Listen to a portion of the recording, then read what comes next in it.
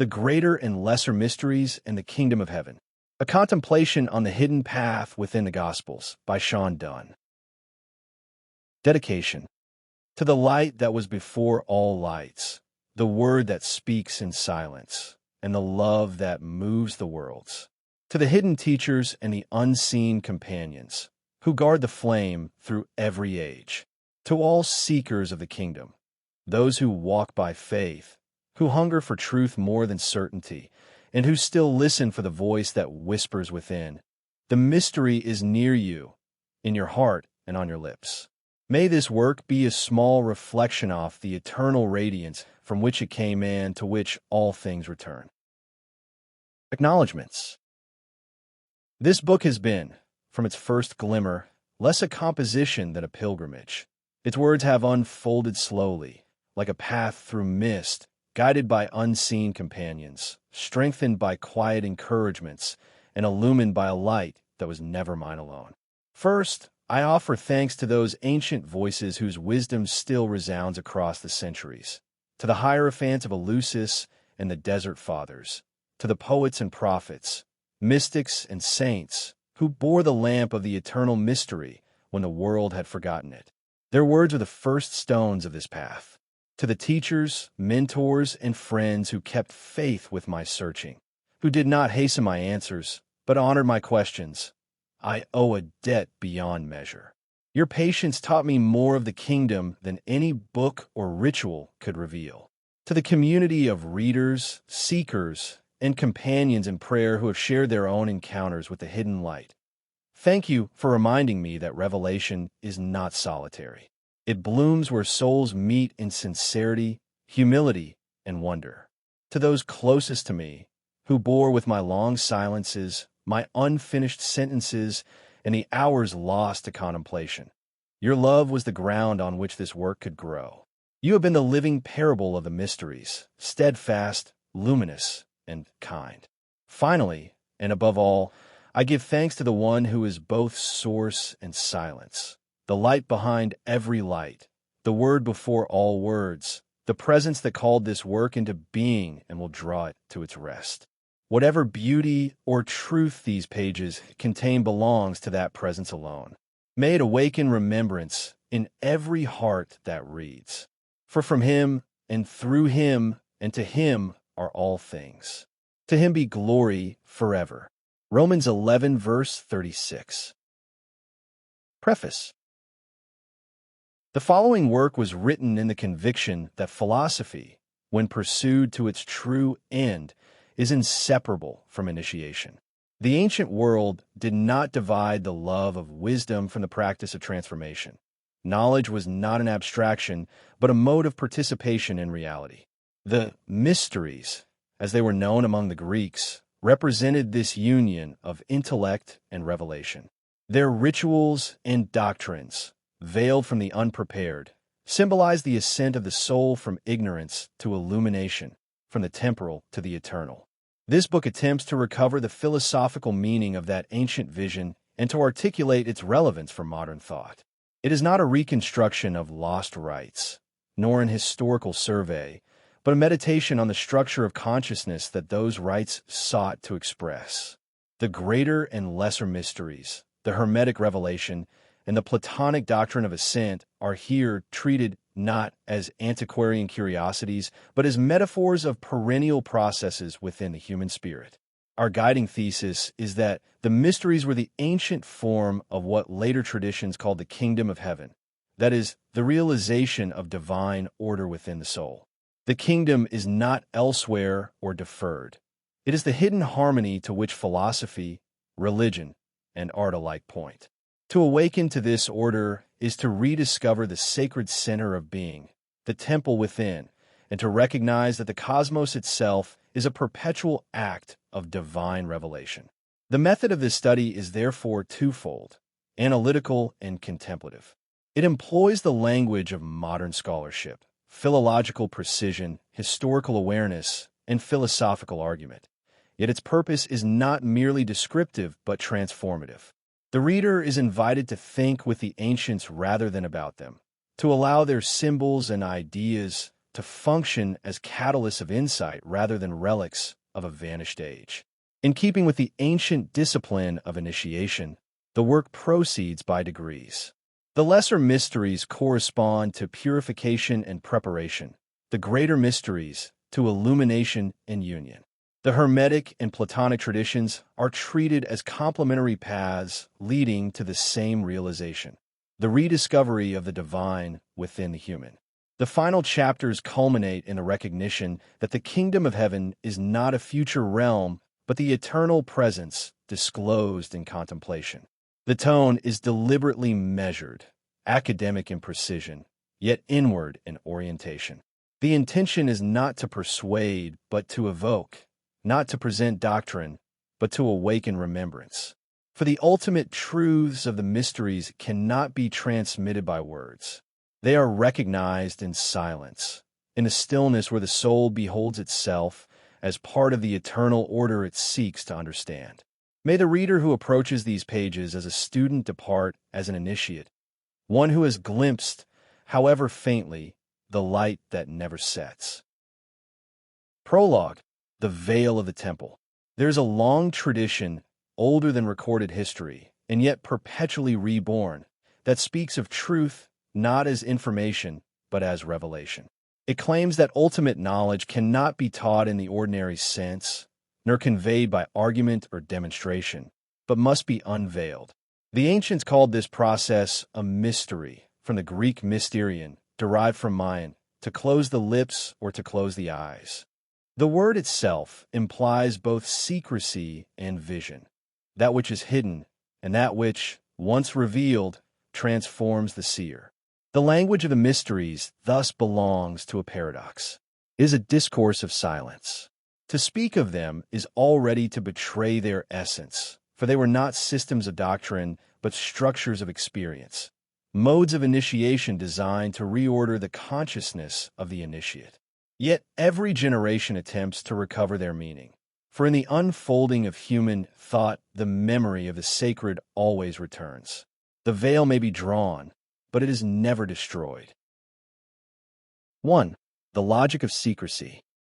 In the ancient world, secrecy was not an instrument of exclusion, as modern suspicion might suppose, but a method of sanctification.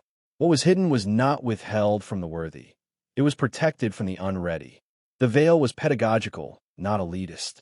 To conceal the mystery was to preserve its transformative power until the soul had undergone the necessary purification to perceive it without distortion. Plato expressed this logic in philosophical form. In the Phaedrus, he warns that written words are like paintings. They seem to speak, yet they remain silent, unable to choose their hearer. True knowledge, he insists, must be transmitted soul to soul. Likewise, the Eleusinian initiations, the most revered of all Greek mysteries, required silence, not because the priests hoarded esoteric data, but because the vision, epoptia, could not be communicated discursively. It was an event of being, not of speech. This logic remains essential for any study of the mysteries. Their secrecy points to a phenomenological reality. Sacred experience transforms perception itself. To describe it in ordinary language is to transpose it into the order of things it transcends. Thus, all we can hope to do in studying the mysteries is to trace the outer architecture of an inner temple, to examine the symbolic forms through which the initiate approach the ineffable. 2. The temple as cosmos. Every mystery tradition presupposed a cosmological structure. The temple was a microcosm of the universe, and the rites enacted within it were metaphors of cosmic and psychic processes. To enter the temple was to enter an image of the world. To pass through its stages was to traverse the stages of reality itself. In the Egyptian and Hermetic lineages, the temple's structure corresponded to the 7 planetary spheres, each associated with a stage of purification and ascent. In the Eleusinian mysteries, the initiate passed through darkness into light, mirroring the cycle of death and rebirth that governs all living forms. In both, the temple represented the cosmos, but also the human being, the microcosm, The veil of the temple was not only an architectural feature. It was a symbol of the psychic boundary between the sensory and the intelligible, between the world of becoming and the world of being. To lift the veil was to cross that threshold. The initiate's journey from the outer to the inner chamber, from exoteric symbol to esoteric vision, from shadow to light, was the archetype of the soul's ascent. The mystery was not a set of external rites, but a cosmic drama reenacted within the human being. 3. Philosophy as initiation. The Greek philosophers were, in many ways, the inheritors and interpreters of these mystery patterns. While they translated the rituals of initiation into the dialectic of reason, they retained the essential structure: purification, illumination, and union. Plato's academy was not merely an institution of learning. It was, as later Neoplatonists saw it, a school of ascent. Philosophy itself was a sacred discipline. Philosophia, the love of wisdom, understood as the eros that draws the soul back toward its divine source. The lesser mysteries correspond to the philosophical life of purification, catharsis. Through ethical discipline, self-examination, and the turning away from the sensual, the soul begins to remember its origin. The greater mysteries correspond to theoria, the contemplative vision of the eternal forms and ultimately of the good itself, the principle that transcends being, the radiant center of intelligibility. Thus, philosophy and initiation are not opposed but continuous. The dialectic of the philosopher is the mental analog of the sacred procession. The contemplation of the good is the intellectual equivalent of the apoptic vision. When Plato speaks of beholding the blessed sight, he evokes not metaphor but memory. The philosopher as mists, recalling the vision once granted to the soul in its pretemporal communion with the divine. 4. The descent into forgetfulness. Yet the necessity of initiation presupposes a fall. Every mystery begins with a descent into the underworld, into darkness, into forgetfulness. In Hermetic cosmology, this descent is the soul's entry into the material world, clothed in the garments of the planets, each sphere impressing upon it a particular quality, until the original purity of the divine image is obscured. This descent is not a moral failure, but an ontological condition. To exist in time and body is to forget. The task of initiation is therefore to reverse this motion, to ascend through knowledge, gnosis, and remembrance, and amnesis. The lesser mysteries purify the instruments of perception. The greater mysteries reawaken the intellect, nous, to its native vision. In this light, the kingdom of heaven, a term later adopted by Christian mystics, signifies not a spatial realm beyond the cosmos, but the restoration of divine order within consciousness. It is the return of the soul to its natural hierarchy, wherein intellect rules passion and divine reason reclaims its sovereignty. The mysteries are the pedagogical means by which this restoration is effected. 5. The kingdom as the end of initiation. The kingdom of heaven, in its philosophical interpretation, is the consummation of the greater mysteries. It is not an otherworldly paradise, but the metaphysical state in which the soul, having passed through purification and illumination, realizes its participation in the eternal order. The kingdom is the cosmos perceived sub specie eternitatis, the world seen in its divine transparency. In Platonic language, it is the realm of the forms, the intelligible order that gives structure and meaning to all existence. In Hermetic thought, it is the sphere of nous, the divine mind that contains all things in unity. In the later synthesis of Christian Platonism, it becomes the civitas Dei, the city or kingdom of God, understood as the perfect harmony between divine and created being. Thus, the path of initiation mirrors the structure of reality itself. The lesser mysteries correspond to the cosmos in its temporal unfolding, the order of becoming. The greater mysteries correspond to the eternal logos, the order of being. The initiate who passes from the lesser to the greater does not travel from one world to another, but from one mode of perception to another. What was once seen as fragmented becomes seen as whole. What was once concealed behind the veil of matter shines forth as divine intelligibility. To speak of the kingdom of heaven is therefore to speak of the end of philosophy, the telos toward which all thought, ritual, and contemplation converge. It is the realization that the cosmos, rightly perceived, is already the divine temple, and that the soul, rightly ordered, is already within its sanctuary. 6. The purpose of this treatise. This work seeks to examine the structure of this initiatory ascent, the passage from the lesser to the greater mysteries, and to interpret it through the lenses of Greek, Hermetic, and Platonic philosophy. It will not attempt to reconstruct ancient rituals, for those belong to a symbolic language whose efficacy was bound to its time and culture. Rather, it will explore the philosophical and metaphysical grammar of initiation, the logic of purification, illumination, and union that underlies every authentic mystery tradition. The guiding thesis is that the mysteries articulate a universal process of transformation, one that finds its culmination in what philosophers and mystics alike have called the kingdom of heaven, the restoration of divine order within consciousness and cosmos. The aim is not devotional, but intellectual, to trace the structure of transcendence as it appears in the perennial philosophy of the West. 7. The veil and the ascent. To lift the veil of the temple is not to destroy mystery, but to enter it consciously. The philosopher who contemplates the eternal, like the initiate who beholds the sacred light, does not abolish the veil, but passes through it. For as long as the soul remains in the body, there will always be another veil, another mystery, another ascent. The purpose of initiation is not to end wonder, but to refine it, to transform ignorance into reverent knowledge, and knowledge into silence. Every age must reinterpret the mysteries in its own language. The temples have fallen, the rites have ceased, but the structure of initiation endures in thought itself. The philosopher who turns inward to seek the source of being walks the same path as the ancient mist descending into the sacred cavern. The ascent of the soul is universal, and the kingdom it seeks is timeless.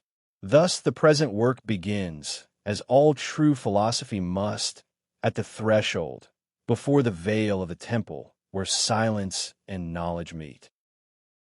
Part 1. The Foundations of Mystery. Chapter 1. The Nature of the Mysteries. The term mystery has, through centuries of religious and philosophical usage, acquired an aura of imprecision. In modern parlance, it suggests merely the unknown or the inexplicable. But in the context of antiquity, the mysteries denoted a specific and highly structured mode of spiritual transmission. They were not speculative systems or public religions, but initiatory processes, dramas of transformation enacted within the psyche of the participant. To understand the mysteries is to understand how the ancient mind conceived of truth, not as an abstract proposition to be believed, but as an experience to be undergone. 1. The meaning of mystery. The Greek word mysterion arises from mind, to close the lips or to close the eyes. The initiate, mysts, is literally the one who closes, signifying one who is both silent and inward turned. The act of closing the lips implies both secrecy and interiority. What is sacred must be protected by silence, and what is transformative must be received in stillness. This etymology reveals much about the logic of the ancient initiations. The mysteries were not public spectacles. They required a discipline of silence, because silence itself was part of the pedagogy. Speech divides and explains. Silence unites and reveals. To enter the state of mystery was to suspend the ordinary operations of language and perception so that a deeper mode of knowing could emerge. For the ancients, this knowing was apoptic, that is, visionary. The apopts, or one who has seen, was the highest degree of initiate. The verb horeo, to see, in Greek philosophy often denoted intellectual vision rather than sensory sight. Thus, the mysteries were epistemological as much as religious. They trained the soul to see the real. The mystery, then, is not a secret in the modern sense, but a sacred knowledge that becomes visible only under certain interior conditions. It is not hidden by design, but by nature, concealed because it is subtle, veiled because the eyes of the mind must be purified before they can behold it. 2. Esoteric and exoteric religion. Ancient religion was never monolithic.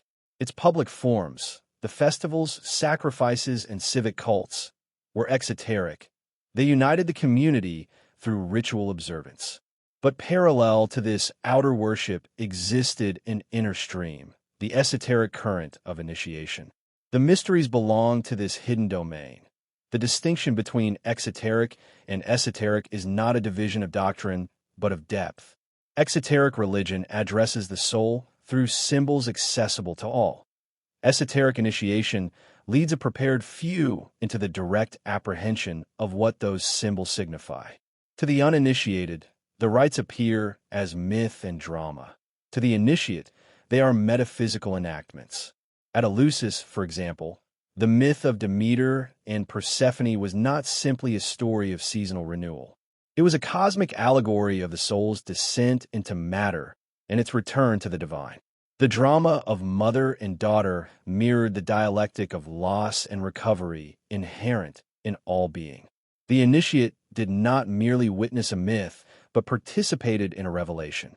This dual structure, outer form and inner meaning, is found throughout the ancient world. The Egyptian rites of Isis, the Orphic purifications, the Dionysian mysteries, and later the Mithraic initiations all follow this pattern. The esoteric does not contradict the exoteric. It completes it. The public myth gestures toward a reality that only initiation renders explicit. 3. The function of initiation. Initiation, telity, literally means completion or perfection. The initiate is one who has been made perfect through the ritual process. This perfection is not moral, but ontological. It signifies the reconstitution of the soul in harmony with the divine order. Ancient philosophy understood human beings as mediating entities, stretched between the intelligible and the sensible. We participate in the eternal through intellect, nous, but in the temporal through body, soma. The purpose of initiation was to restore the primacy of intellect by loosening the soul's attachment to the material and reawakening its memory of the divine. The initiatory process was typically divided into stages reflecting this ascent. In the lesser mysteries, the emphasis was on purification through ritual washing, fasting, and symbolic death. The initiate confronted the limitations of the mortal condition and was prepared for higher revelation. In the greater mysteries, illumination followed, the vision of divine reality, often represented by sacred light. This twofold pattern, purification and illumination, mirrors the structure of Platonic philosophy. The Republic describes the education of the soul as a gradual turning from shadows to light, from opinion, doxa, to knowledge, episteme, culminating in the vision of the good. The mysteries enacted this process ritually. Philosophy expressed it rationally. Both aimed at the same telos, the liberation of the intellect from ignorance. 4. The mythic language of the mysteries. Because the mysteries dealt with realities that transcended conceptual thought, they spoke in the language of myth. Myth, for the ancients, was not fiction but symbolic revelation, a language of images capable of conveying truths inaccessible to discursive reasoning. The myth of Persephone's descent into Hades and her cyclical return is an example. At one level, it explains the seasons. At another, it represents the soul's descent into the body and its periodic awakening through remembrance. In Hermetic texts, a similar mythic structure appears in the descent of the divine anthropos into matter. In both cases, myth provides the narrative form for metaphysical truth. Mythic language was necessary because the mysteries operated on the border between thought and being. The initiate was not merely instructed, but transformed. The myth provided the symbolic matrix within which this transformation could occur. Thus, To understand a myth in the initiatory sense was not to interpret it allegorically, but to undergo its reality inwardly. 5. The philosophy of hiddenness. The insistence on secrecy in the mysteries reflects a profound metaphysical principle. Truth, by its nature, is self-concealing. The divine is not absent but veiled, not because it withholds itself, but because it is infinite. Finite perception cannot grasp infinity directly. It must approach it through symbols, veils, and mediations in the corpus hermeticum. Hermes Trismegistus tells his disciple, "The truth is in no way spoken. Whatever we speak is but a shadow of truth." The Neoplatonists later elaborated this into a philosophy of epistrophe, the return of the soul to its source through successive unveilings. Each revelation discloses a higher aspect of being, yet the ultimate principle remains beyond comprehension. Thus, secrecy was not merely social convention, but ontological necessity. The structure of reality itself is initiatory. Each level of being conceals and reveals the one above it. To ascend is to pass through successive veils of understanding. The temple's architecture, its outer court, inner sanctuary, and innermost holy place, mirrored this metaphysical hierarchy. The mystics who entered the inner chamber was not learning new information, but awakening a deeper mode of perception. As the Hermetic axiom declares, that which is above is as that which is below. The macrocosm and the microcosm mirror one another. To know one truly is to approach the other. 6. Knowledge and transformation. Modern thought often distinguishes knowledge from experience, theory from practice. In the mysteries, no such division existed. To know was to become. The initiate's knowledge was not conceptual, but participatory. It transformed the being of the knower. In this sense, the mysteries anticipated what later philosophers would call gnosis, a knowledge that is both intellectual and salvific. It is the awakening of the intellect to its divine origin. Plato's doctrine of anamnesis, that learning is recollection, expresses this same insight. The soul already contains the truth within itself. Initiation merely reactivates the latent memory of its former vision. Therefore, initiation is not the acquisition of external knowledge, but the interiorization of truth. The rites and symbols serve as catalysts for a process that ultimately takes place within the mind. The true temple is the intellect itself. The true revelation is the moment when the mind recognizes its own divine nature. This understanding will prove crucial when we turn to the relationship between the mysteries and the kingdom of heaven. For if the kingdom represents the restoration of divine order, and the mysteries are the means by which that order is reawakened within the soul, then the two are not separate realities, but two expressions of one process, the unfolding of the divine within the human. 7. The universality of the mysteries. Though the Eleusinian mysteries are the most well-documented, the initiatory pattern they exemplify recurs across civilizations. The Egyptian rites of Isis, the Orphic initiations, the Mithraic grades, the Pythagorean disciplines, all follow the same fundamental structure: death and rebirth, descent and ascent, ignorance and illumination. This recurrence suggests that the mysteries express not a local religious tradition, but a universal structure of consciousness. The human soul, encountering the mystery of existence, intuitively fashions symbolic paths to rejoin its source. The form varies, but the essence remains constant: purification, illumination, and union. The kingdom of heaven, in this broader context, is not a uniquely Christian idea, but the universal goal of all initiation, the reintegration of the human into the divine. The philosopher, the priest, and the mystic each articulate this process in their own language, but all point to the same transformation: the passage from multiplicity to unity, from ignorance to vision, from exile to homecoming. 8. Toward a philosophy of initiation. The study of the mysteries, then, is not antiquarian curiosity, but philosophical necessity. For within their structure lies a key to understanding the human condition itself. The mysteries presuppose that knowledge and being are inseparable, that the ascent of the mind is also the healing of the soul. To recover the logic of the mysteries is to recover a metaphysics of participation, a view of reality in which the finite reflects the infinite, and truth is not imposed from without, but unveiled from within. This vision will guide the chapters that follow. The subsequent discussion will explore how this structure of initiation is elaborated in the lesser mysteries, where purification prepares the soul for vision, and in the greater mysteries, where illumination consummates the ascent. Together, they form the symbolic path that leads to what later philosophy and theology would call the kingdom of heaven, the realm in which being and knowing, divine and human, coincide. Part 1. The Foundations of Mystery. Chapter 2. The Lesser Mysteries. Purification and Preparation. The path toward illumination begins not with vision, but with purification.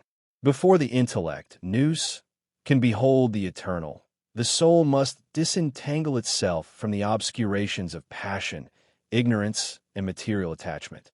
In the language of the ancient initiations, this first stage was called the lesser mysteries. They did not reveal ultimate truth, but prepared the initiate to receive it. They constituted the discipline of the sacred, the pedagogical descent before ascent. 1. The Eleusinian Paradigm. Our most detailed account of the lesser mysteries comes from the Eleusinian tradition, celebrated annually at Agri, near Athens, as a prelude to the greater mysteries held at Eleusis itself. Whereas the greater mysteries enacted the soul's ultimate union with the divine, the lesser were concerned with catharsis, purification. The rites at Agri were open to a wider circle of initiates. Participants underwent ritual bathing in the river Eleusis, confessed their transgressions, and sacrificed a piglet, symbolizing the renunciation of impurity. These external acts were outward representations of an inward process, the cleansing of the psychic faculties. The presiding hierophant instructed the initiates in symbolic language, introducing them to the myth of Demeter and Persephone. Yet the deeper teaching was not mythic, but moral. The initiate learned that spiritual vision could not coexist with moral disorder. Just as the eyes must be washed before they can see clearly, so the soul must be purified before it can perceive the divine light. In this sense, the lesser mysteries constituted the moral and psychic groundwork of philosophy itself. They established the conditions under which knowledge becomes possible. 2. The meaning of purification. Purification, in the philosophical sense, is not the suppression of desire, but the reordering of desire. The soul is not purified by rejecting the world, but by seeing it rightly, by perceiving the order that underlies appearances. Plato's Phaedo defines philosophy as the practice of dying, meaning the detachment of the soul from the body's compulsions. Death, for the philosopher, is not annihilation, but liberation, the soul's release from the distractions of the sensible. The lesser mysteries dramatize this principle through symbolic death and rebirth. The initiate, descending into darkness and emerging again, enacted in ritual what the philosopher achieves in contemplation. Purification, therefore, involves both moral and ontological dimensions. Morally, it entails the cultivation of virtue, temperance, justice, courage, and wisdom, by which the passions are harmonized.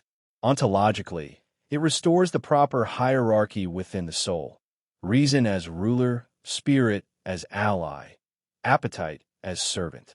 When this order is established, the soul becomes a microcosm of the cosmic order.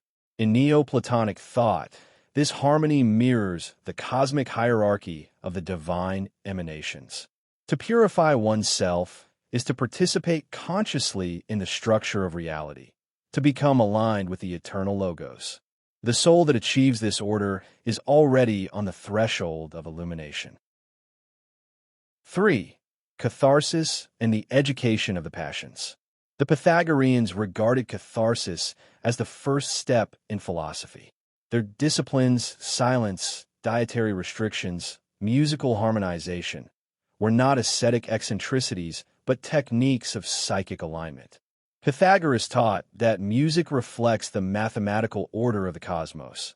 By attuning the soul to harmonic proportions, one restores internal balance. In this view, purification is an aesthetic process. The soul, like a musical instrument, must be tuned before it can resonate with the divine. The passions are not to be destroyed, but harmonized. Plato's chariot allegory in the Phaedrus expresses this vividly.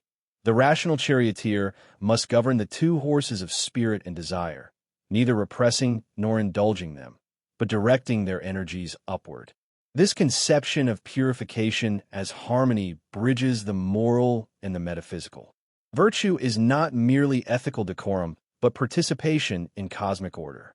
The soul that is purified becomes capable of reflecting the divine proportion. It becomes beautiful. Thus, the moral life is already a form of theurgical practice, the making of the self into a fitting vessel for the divine. 4. The descent as pedagogy. Every initiation begins with descent. The lesser mysteries, though preparatory, contain within themselves a symbolic death. The initiate must confront the limitations of mortal existence, the instability of matter, and the futility of worldly attachments. Only by passing through this recognition can the soul awaken to its higher calling. In the Eleusinian cycle, Persephone's descent into Hades represents this moment of estrangement. The soul, entering the world of generation, forgets its divine origin. Demeter's mourning expresses the cosmic longing for reunion. The rites of the lesser mysteries reenacted this cosmic drama in the psyche of the initiate. This descent is not punishment, but pedagogy. In experiencing separation, the soul learns to value the eternal. The suffering of exile becomes the seed of wisdom. As the Corpus Hermeticum teaches, the soul, when imprisoned in body, forgets its source, but through the pang of longing, it remembers again. Thus, the fall into materiality is the necessary condition of awakening. Darkness precedes dawn. 5. The ethics of preparation. The lesser mysteries, though symbolic, were also ethical in the strictest sense. To purify the soul required not only ritual, but transformation of conduct. The initiate was expected to cultivate moderation, truthfulness, and reverence for the divine order. Plutarch, in his essay on the E at Delphi, writes that philosophy begins with know thyself, but this self-knowledge is moral before it is metaphysical. To know oneself is to discern the disordered impulses that obscure the intellect. Ethical discipline is thus a form of spiritual hygiene. The ancients viewed ethics not as social convention, but as ontological alignment. Virtue harmonizes the soul with the cosmos. Vice fractures it. The moral law is not imposed from without, but arises from the structure of being. Hence, purification is the restoration of the natural order of the soul. The kingdom of heaven, in this preparatory stage, may be glimpsed as order itself, as the harmony between thought, will, and desire. It is not yet vision of the divine, but the dawning awareness that the divine expresses itself as law, rhythm, proportion. 6. The lesser mysteries in philosophical form. In philosophical terms, the lesser mysteries correspond to the lower stages of dialectic. The student begins with doxa, opinion, and through disciplined inquiry ascends toward episteme, knowledge. This ascent requires the purification of thought itself, the clearing away of false beliefs, the recognition of contradiction, the conversion of the intellect from the mutable to the immutable. Plato's allegory of the cave depicts this process as liberation from shadows. The prisoners represent the unpurified mind, bound by sensory illusion. The ascent toward the light symbolizes the philosophical purification that prepares the soul for contemplation of the good. The early stages of this ascent, turning from shadows, adjusting to the light, are the philosophical equivalents of the lesser mysteries. Similarly, in the Hermetic corpus, The first stage of rebirth involves moral purification and detachment from sense-bound thought. Hermes instructs the neophyte to cleanse the heart of deceit and anger before the divine light can enter. The intellectual and moral disciplines are inseparable. Knowledge presupposes purity, and purity is the condition of truth. 7. The psychological interpretation. From a psychological perspective, the lesser mysteries enact the process of individuation, the reorganization of the psyche around its true center.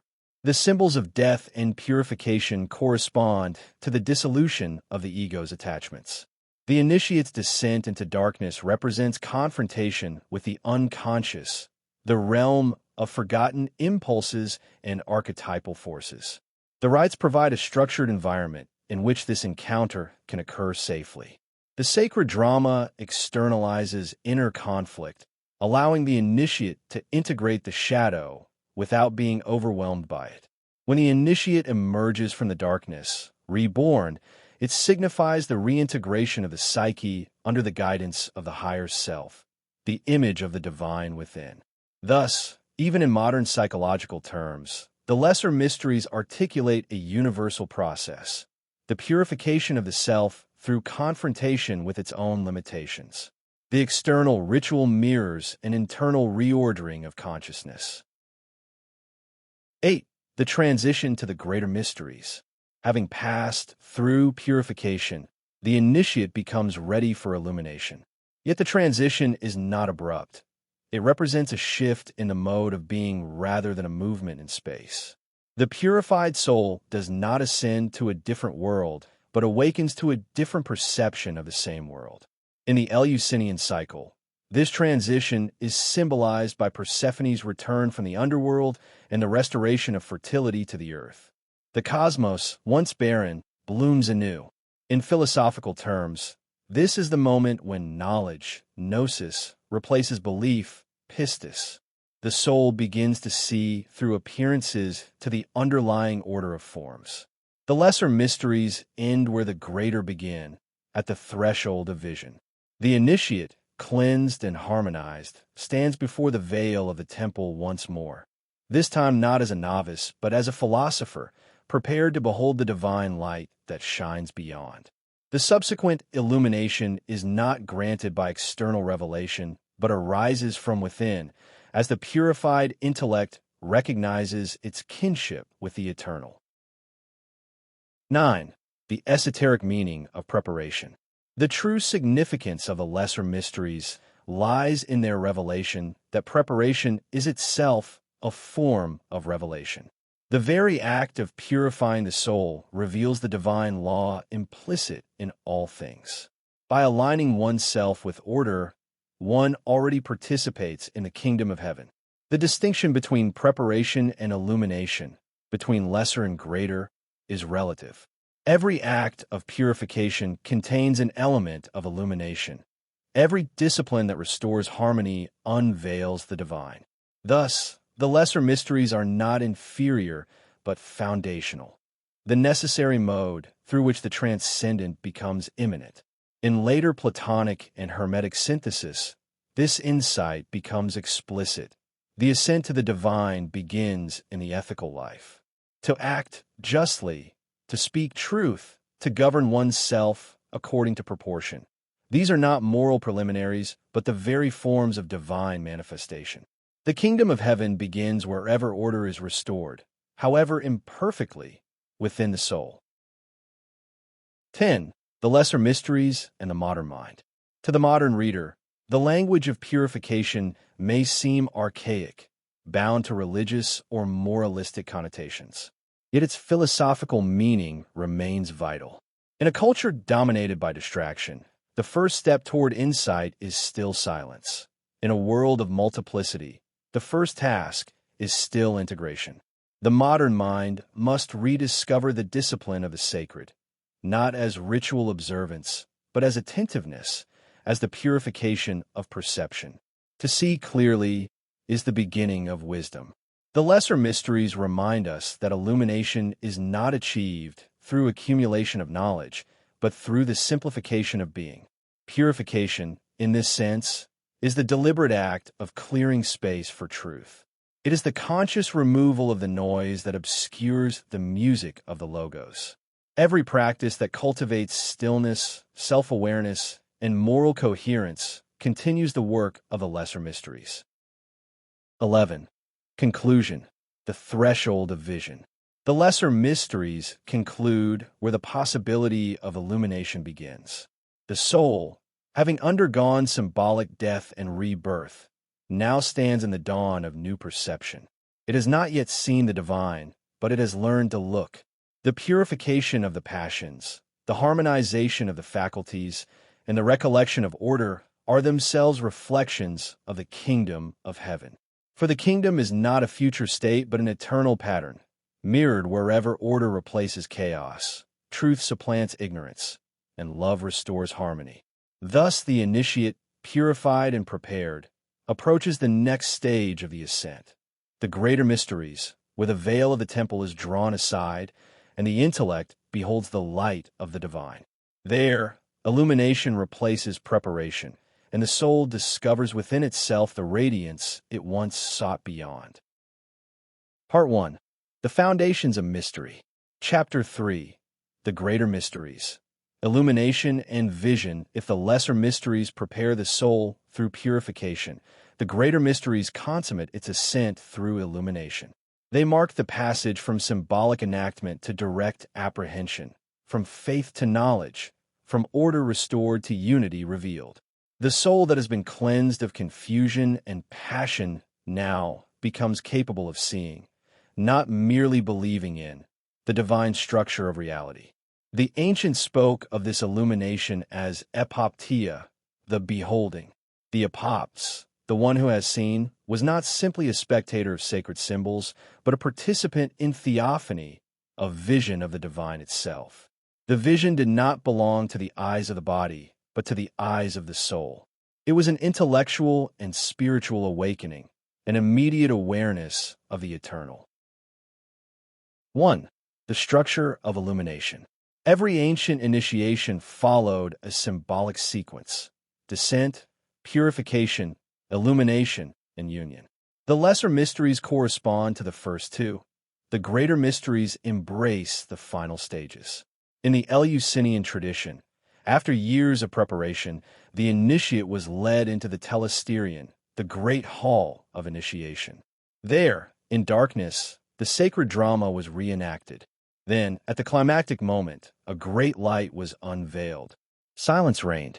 What the initiate saw in that moment was never recorded, but ancient testimonies speak of an overwhelming experience of revelation, a vision of eternal life. Plutarch, who was himself an initiate, wrote that the initiate at Eleusis passes through wandering and fearful paths, but at the end of all there is light and pure regions and meadows. This was not metaphor. It described a psychological and ontological transformation, the soul's passage from the world of becoming into the world of being. The structure of illumination, therefore, involves a double movement, both inward and upward. The initiate's perception expands from the particular to the universal, from multiplicity to unity. What was once perceived as separate and transient is now seen as expressions of an underlying divine order. The intellect, nous, awakens to its kinship with the eternal. 2. The vision of light. The language of light dominates all accounts of the greater mysteries. Light in ancient philosophy symbolizes both knowledge and being. To see is to know. To know is to participate in reality. The experience of illumination is thus both epistemological and ontological. In Platonic terms, the good is described as the source of light and of truth, and the soul's ascent culminates in the vision of this good as the ultimate principle of all existence. The initiate who beholds the divine light does not observe an external phenomenon, but experiences the illumination of intellect by intelligibility itself. This vision is not imaginative, but noetic. It occurs in the realm of nous. The Hermetic texts describe it as seeing with the eyes of the heart. Hermes tells his disciple Tad, "You see God when you understand rightly." The vision of light is therefore an act of understanding in its purest form, when the intellect perceives the unity of all things in the One. For this reason, ancient philosophers often equated illumination with theoria, the contemplative vision that transcends discursive reasoning. In theoria, thought no longer seeks, it rests in the presence of truth. The light of the divine intellect floods the human intellect, revealing their essential identity. 3. The apoptic state and noetic union.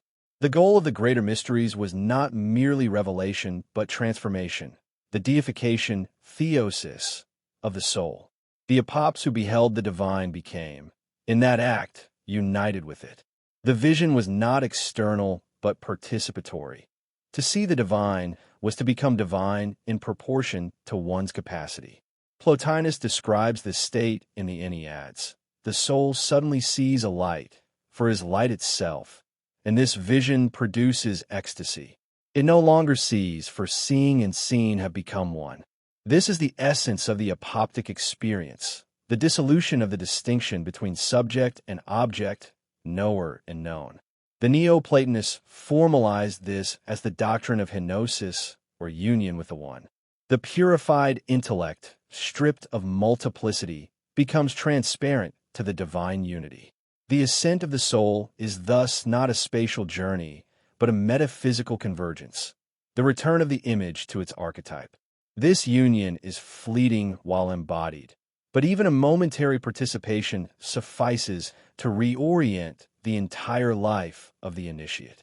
The memory of illumination, though dimmed by return to the world of time, remains as an unshakable certainty of the soul's divine origin.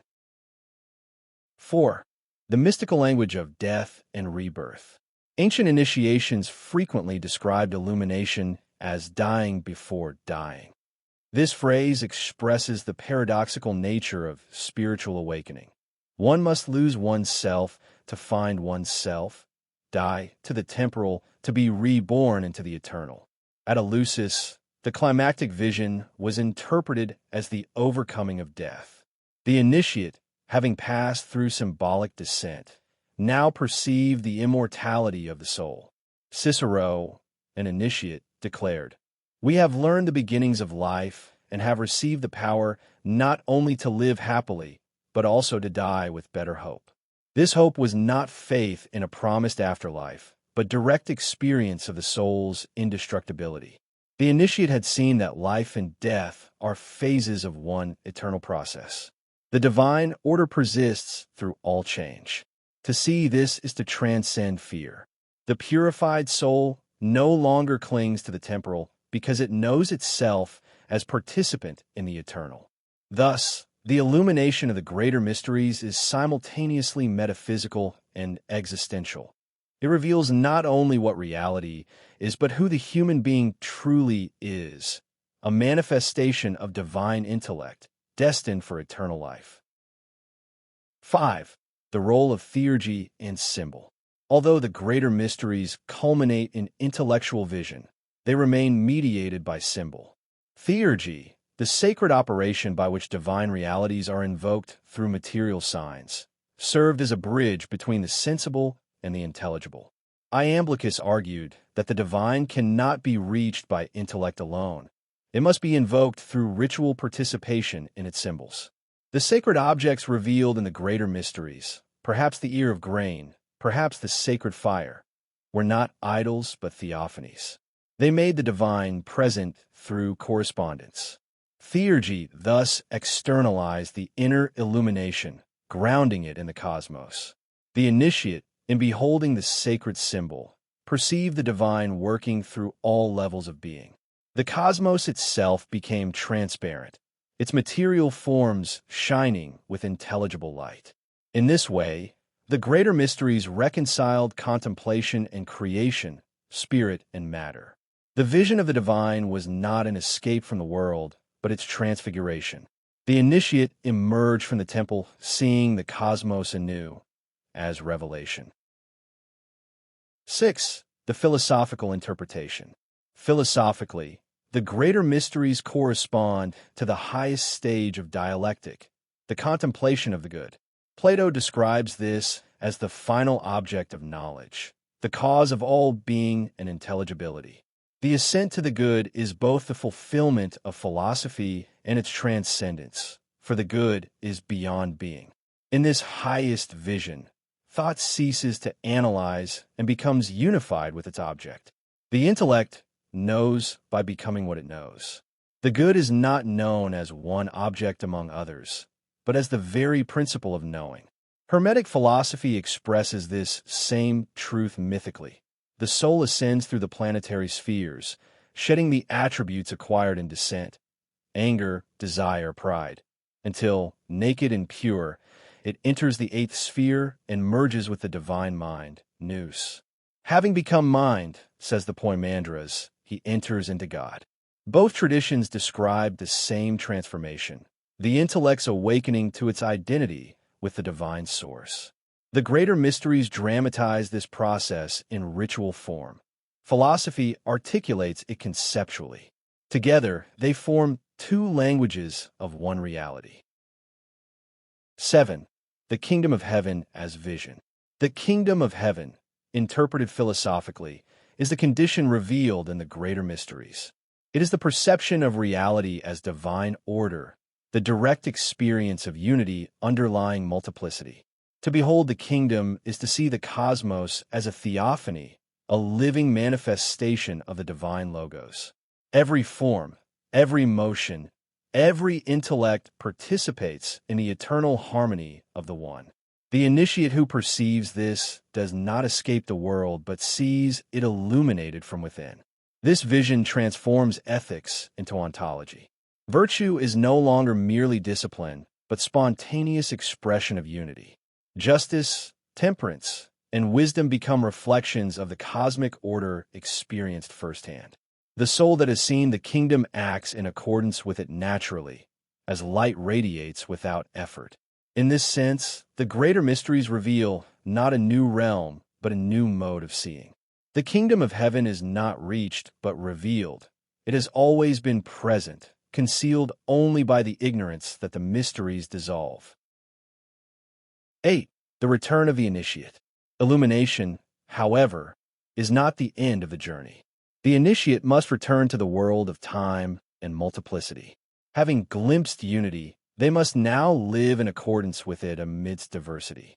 This return mirrors the descent of the divine logos into creation. Just as the divine intellect manifests itself through the forms of the world, so the enlightened soul manifests illumination through action. The initiate becomes a mediator between heaven and earth, a living symbol of the harmony between the two. In the Platonic tradition, this return takes the form of teaching and governance.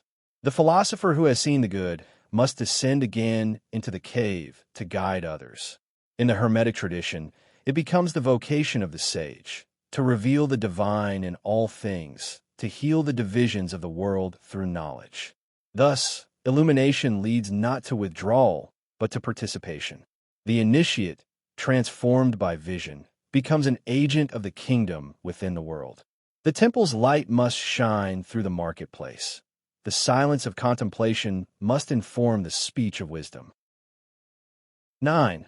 The permanence of illumination. Though the moment of illumination may be transient, its effect is permanent. Once the intellect has truly seen, it cannot unsee.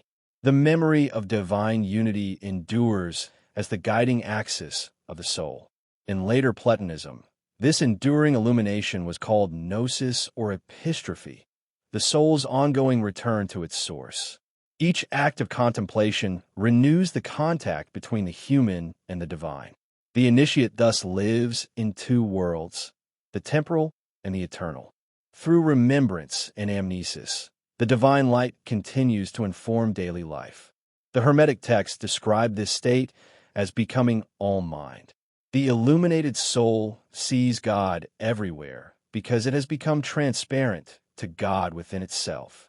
Such a soul lives in perpetual recollection of the kingdom. It walks in the world as one already redeemed. 10. The symbol of the grain. Among the few symbols historically associated with the Eleusinian mysteries, The most enduring is the ear of grain. According to ancient sources, this simple object was displayed to the initiates at the culmination of the rites. The grain signifies the mystery of life, death, and rebirth. A seed must die in the earth to bear fruit. Philosophically, it represents the eternal cycle by which the one becomes many and returns to itself. The initiate who understands this symbol perceives that the entire cosmos participates in this rhythm, the divine self-giving through creation and the return of all things to their source. Thus, the grain encapsulates the teaching of the greater mysteries, that death is transformation, multiplicity is manifestation, and every moment conceals eternity. To see the grain as sacred is to see the kingdom of heaven in the simplest act of nature. 11. The silence beyond vision. The final stage of initiation is silence. Having seen, the initiate cannot speak, not because of prohibition, but because language is inadequate. The experience of unity transcends all conceptual distinctions. This silence is not ignorance, but fulfillment. It signifies the completion of dialectic, the moment when the intellect, having ascended through reasoning, surrenders to the immediacy of truth. As Plotinus says, we must close our eyes to see. In this silence, the initiate dwells momentarily in the eternal present, where thought and being are one. It is this moment that later mystics would describe as the kingdom of heaven within. The kingdom is not entered by argument, but by vision, not achieved but realized. The teacher can point toward it, the rites can prepare for it, but the seeing itself occurs in the stillness where the mind meets its source. 12. Conclusion. Illumination as participation. The greater mysteries complete the cycle of initiation. They reveal the soul's true nature as participant in divine intellect, the cosmos as transparent order, and existence itself as sacrament. Purification has become illumination. The veil has been lifted. Yet the end of initiation is also its beginning. Illumination calls the initiate to live in accordance with vision, to embody the harmony perceived. In philosophical language, the greater mysteries correspond to the highest act of contemplation. In religious language, they're the revelation of the kingdom of heaven. Both describe the same reality, the soul's recognition that it has never been separate from the divine, that all multiplicity is unity in disguise, and that to know this is to be free. Thus ends the first movement of the initiatory path, the ascent from purification to illumination. The chapters that follow will turn to the Hermetic revelation, where this process is described cosmologically, the descent and ascent of the soul through the spheres, and the realization of the kingdom of heaven as the order of divine mind. Part 2. The Cosmic Drama. Chapter 4. The Descent and Ascent of the Soul. All the ancient mystery traditions, Greek, Hermetic, Orphic, and Platonic, conceive of the cosmos as a living organism animated by divine intelligence. Within this organism, the human soul occupies a paradoxical position. It is both temporal and eternal, both citizen of the heavens and inhabitant of the world of generation. The mysteries dramatized this paradox in mythic form as descent and ascent, the cycle of the soul's journey from the divine source into embodiment and its eventual return.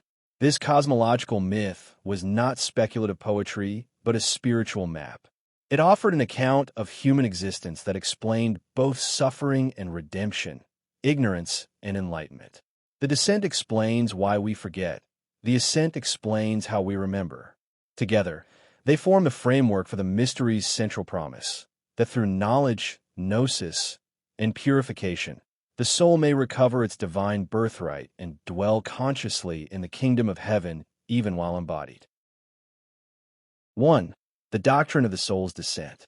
Plato describes the soul's descent in multiple dialogues, each emphasizing a different aspect of the mystery. In the Phaedrus, the soul is likened to a winged chariot traveling among the gods in the realm of pure intelligibles.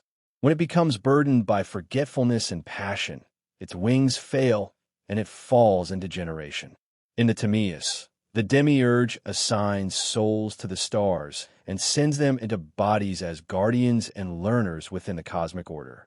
These images do not describe a literal fall from a spatial heaven, but an ontological movement, a contraction of consciousness from universality to particularity. The soul's descent is its identification with multiplicity, the forgetting of its origin in unity. The Hermetic writings describe this process as a passage through the planetary spheres. As the soul descends from the divine mind, nous, it acquires the qualities associated with each planet: aggression from Mars, desire from Venus, ambition from Jupiter, and so forth. By the time it reaches the sublunary realm, it is clothed in passions and bound to the wheel of generation. This garment of the planets represents the soul's composite nature. The celestial qualities are not evils in themselves, but divine powers distorted by ignorance. They constitute the raw materials of human psychology. The purpose of initiation is not to destroy these powers, but to transmute them, to convert the planetary forces back into their divine archetypes. 2. The forgetting of the divine origin. The soul's descent entails the loss of memory. Immersed in the flux of material existence, it forgets its source in the eternal. This forgetfulness is the true, original sin of the ancient philosophers, not a moral fault, but an epistemological blindness. In the Phaedrus, Plato describes how souls that have seen less of truth before incarnation are less able to recall it afterward. Those who have glimpsed more of the divine order become philosophers, artists, or lovers, because they are stirred by beauty to remembrance. Beauty, in this sense, is an echo of eternity within the temporal, a reminder of the divine pattern the soul once knew. Hermetic texts echo this with the doctrine of anamnesis, the recovery of memory. The initiate's task is to awaken to remembrance of the true self as divine. Hermes tells Tat, "Man, if he knows himself, is all mind. But if he does not know, he is a beast." The difference lies not in essence, but in awareness. Ignorance binds, knowledge liberates. Thus the soul's descent is the necessary condition for its awakening. Only through forgetfulness can remembrance have meaning. Only through separation can union be consciously achieved. 3. The cosmic necessity of descent. The descent of souls was not viewed as a tragedy, but as a necessary moment in the cosmic order. In the Platonic and Hermetic systems, the cosmos is an image of the divine, an ordered manifestation of unity in multiplicity. For this manifestation to exist, individual centers of consciousness must arise within it. The descent of souls, therefore, serves the purpose of divine self-revelation. The cosmos becomes the field in which the one contemplates itself through countless perspectives. Each soul, by incarnating, participates in this cosmic act of self-knowledge. This understanding dissolves the dualism of spirit and matter. Matter is not evil, but the vehicle of divine expression. The descent is not a fall from grace, but a mission. The divine entering into limitation, so that limitation may be transcended from within. As the Chaldean oracles proclaim, the Father sowed souls into the depths of matter that they might work the will of the divine. The mysteries thus interpret human life not as exile, but as participation in the creative process of the cosmos. The task is to awaken to that participation, to remember that even in descent, we are agents of the divine. 4. The turning point, metanoia. Every descent contains the seed of its reversal. The moment of awakening, the turning of the soul toward its source, is called metanoia, literally a change of mind. It is both moral and metaphysical, the redirection of consciousness from the transient to the eternal. The trigger of this reversal may be suffering, beauty, or philosophical reflection, but in each case, it arises from the soul's recognition of its own incompleteness. The Phaedrus calls this the madness of love, the soul's divine longing for the forms it once beheld. In Hermetic thought, it is the dawning of gnosis, the realization that one's true self is not the composite of passions and thoughts, but the divine intellect within. This moment corresponds to the first act of purification in the lesser mysteries. The initiate, having recognized the futility of external attachments, begins to turn inward. The entire initiatory path unfolds from this interior conversion, a gradual ascent through remembrance, purification, illumination, and union. Thus, metanoia marks the midpoint between descent and ascent. It is the hinge of the soul's destiny, where ignorance begins to dissolve and the light of the kingdom begins to dawn within. 5. The ascent through the spheres. In the Hermetic schema, the ascent mirrors the descent. As the soul returns through the planetary spheres, it relinquishes the passions and limitations it acquired on the way down. The Poimandres describes this process in detail. Then the human, stripped of all that was gained in the spheres, ascends through them, giving back to each its proper power. To the first, deceit; to the second, greed; to the third, desire of rule; to the fourth, arrogance; to the fifth, reckless daring; to the sixth, lust; and to the seventh, falsehood. Thus, having become pure mind, he enters the Ogdoad and praises the Father. Each renunciation corresponds to a transformation of consciousness. The powers are not destroyed but redeemed. The soul reclaims their divine prototypes: truth for deceit, generosity for greed, humility for arrogance, courage for reckless daring, and so forth. The ascent is therefore an alchemical process, transmutation of the base passions into spiritual virtues. At the summit of the spheres lies the Ogdoad, the eighth realm, symbol of the kingdom of heaven. Here the soul, purified of multiplicity, enters into union with the divine mind. It no longer perceives God as other, but as the ground of its own being. 6. The Platonic ascent, from opinion to knowledge. Plato's philosophy provides a complementary account of ascent through the hierarchy of knowledge. In the Republic, the divided line and the allegory of the cave describe the soul's movement from the shadows of opinion, doxa, to the vision of the good, to agathon. This ascent proceeds through 4 stages. 1. Imagination, ikasia awareness limited to appearances and images. 2. Belief, pistis recognition of physical reality, but not its causes. 3. Reason, dianoia discursive thought that grasps relationships among forms. 4. Intellect, noesis, immediate apprehension of the good itself. These correspond to successive purifications of perception. The ascent is both epistemological and ontological. As the soul's understanding clarifies, its being becomes more real. The philosopher, like the initiate, ascends from darkness into light. The culmination of this ascent, the vision of the good, corresponds to the illumination of the greater mysteries. The good, being beyond being, is the source of both truth and reality. To know it is to participate in it. To participate in it is to dwell in the kingdom of heaven. 7. The ascent as interior experience. While ancient cosmology portrayed ascent as a journey through the heavens, the mysteries understood it ultimately as an inward process. The celestial spheres are not places but states of consciousness. Each sphere corresponds to a layer of the psyche, each renunciation to a transformation of the inner world. The Hermetic maxim, as above, so below, as within, so without, expresses this perfectly.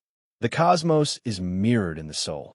To ascend the heavens is to ascend the dimensions of one's own being. The journey outward and the journey inward converge. This insight anticipates the later mystic traditions of both East and West, which describe enlightenment as awakening to the divine within. The kingdom of heaven, once imagined as a distant realm, is revealed as the interior summit of consciousness. The soul does not travel, it remembers. 8. The role of divine assistance. Though the soul must turn inward, it cannot ascend by effort alone. The ascent requires divine aid, the grace of Anus. In the Platonic and Hermetic traditions alike, illumination is a gift as much as an achievement. Plato's Symposium portrays this as the work of Eros, the demonic mediator who draws the soul upward by love. Hermes Trismegistus describes it as the operation of divine mercy, by which the Father reveals himself to the purified mind. In both cases, the movement of ascent is reciprocal. The soul rises, and the divine descends to meet it. Theurgy expresses this reciprocity ritually. Through invocation and symbol, the initiate participates in the divine energies that elevate consciousness. The gods, in turn, respond by illuminating the mind. The ascent, then, is not solitary but relational, a dialogue between the human and the divine.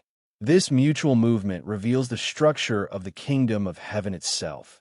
It is not a fixed domain, but a dynamic communion between creator and creation, the eternal circulation of love and understanding. 9. The return and the restoration of order. The final phase of ascent is not withdrawal from the cosmos, but its transfiguration. Having reascended to the divine source, the soul re-enters the world as an agent of restoration. It brings the harmony of the heavens into the realm of becoming. In the Platonic tradition, this return corresponds to the philosopher's descent back into the cave. In the Hermetic corpus, it appears as the sage's mission to teach and to heal.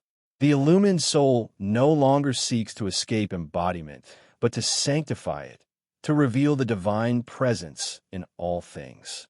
This is the true meaning of bringing the kingdom of heaven to earth. It is the restoration of correspondence between the microcosm and the macrocosm, the human and the divine. The world becomes again a temple, and every act a rite. The soul that has completed the cycle of descent and ascent now perceives the entire cosmos as the body of God. Its participation in the world is no longer bondage, but liturgy, the eternal worship of the divine through the act of being. 10. The esoteric interpretation, the soul as mediator.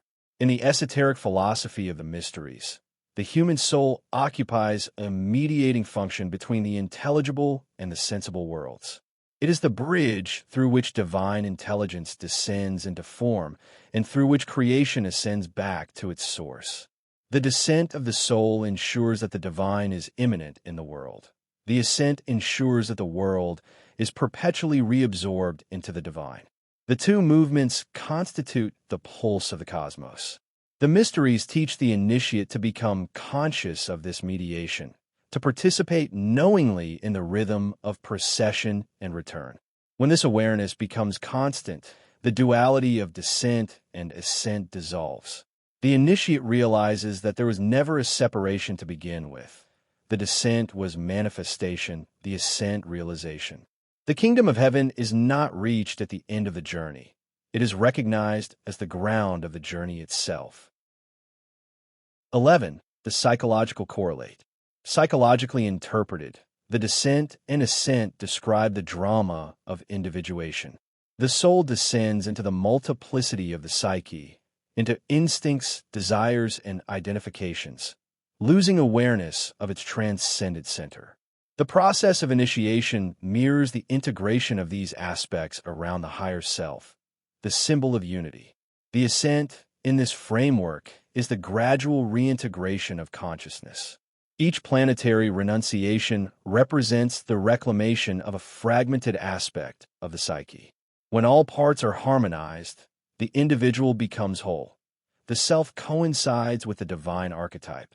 The kingdom of heaven, psychologically, is this state of integration where all opposites are reconciled within the consciousness of unity. The heavens are no longer above, but within, the ordered totality of the soul restored to balance.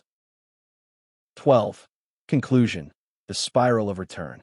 The descent and ascent of the soul form the archetypal pattern of existence. Every life, every experience, every cycle of loss and renewal repeats this cosmic rhythm. To understand it is to read the universe as sacred text, written in the language of procession and return. The mysteries did not merely describe this pattern. They enabled the initiate to live it consciously. Through purification and illumination, the soul retraced its divine, itinerary, discovering within itself the entire order of the cosmos.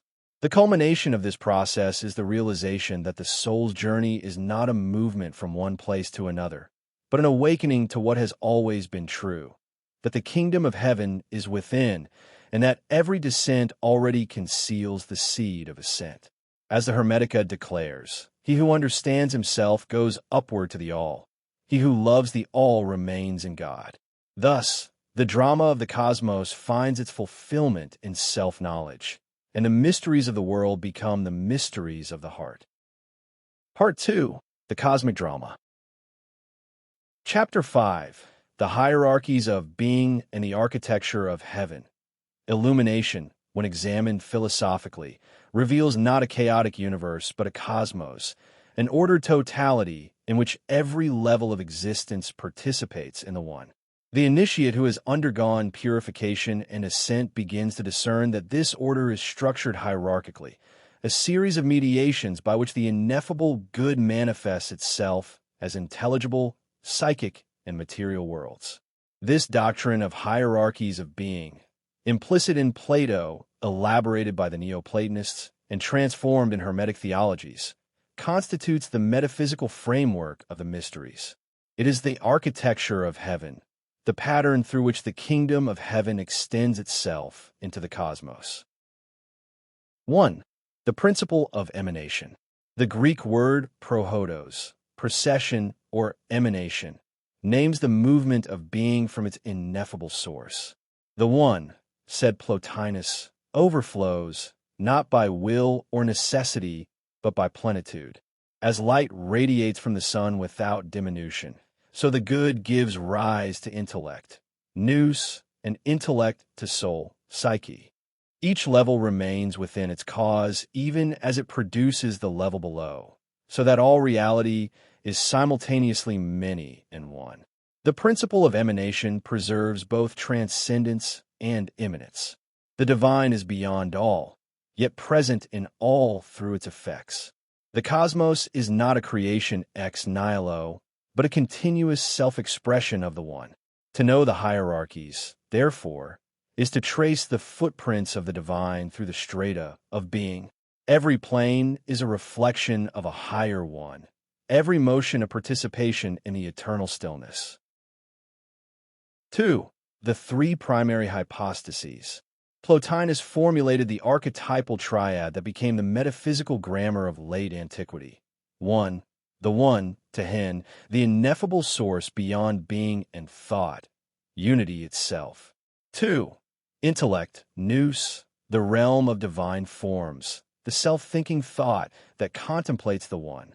3. Soul, psyche, the principle of life and motion, mediating between the intelligible and the sensible worlds. The one corresponds to pure simplicity, nous to eternal order, psyche to dynamic manifestation. These are not separate entities, but successive modes of participation. The soul, descending into time, carries within itself the imprint of the forms. Through contemplation, it can ascend again to the intelligible and ultimately to the one.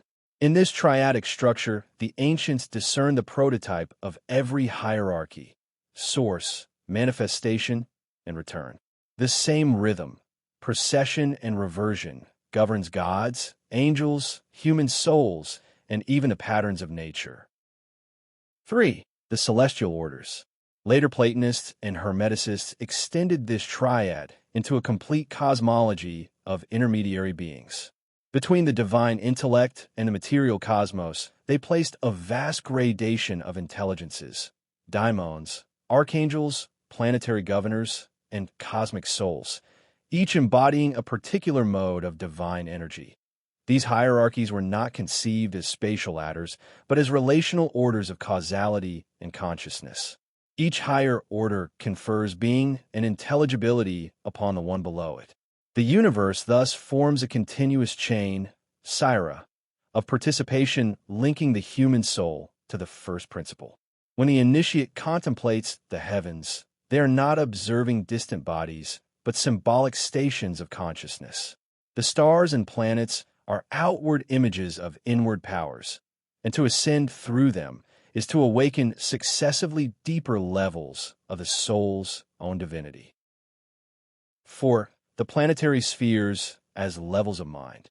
The classical model of 7 spheres, from the Moon to Saturn, represents a graded spectrum of mind. Each planet corresponds to a faculty within the human being.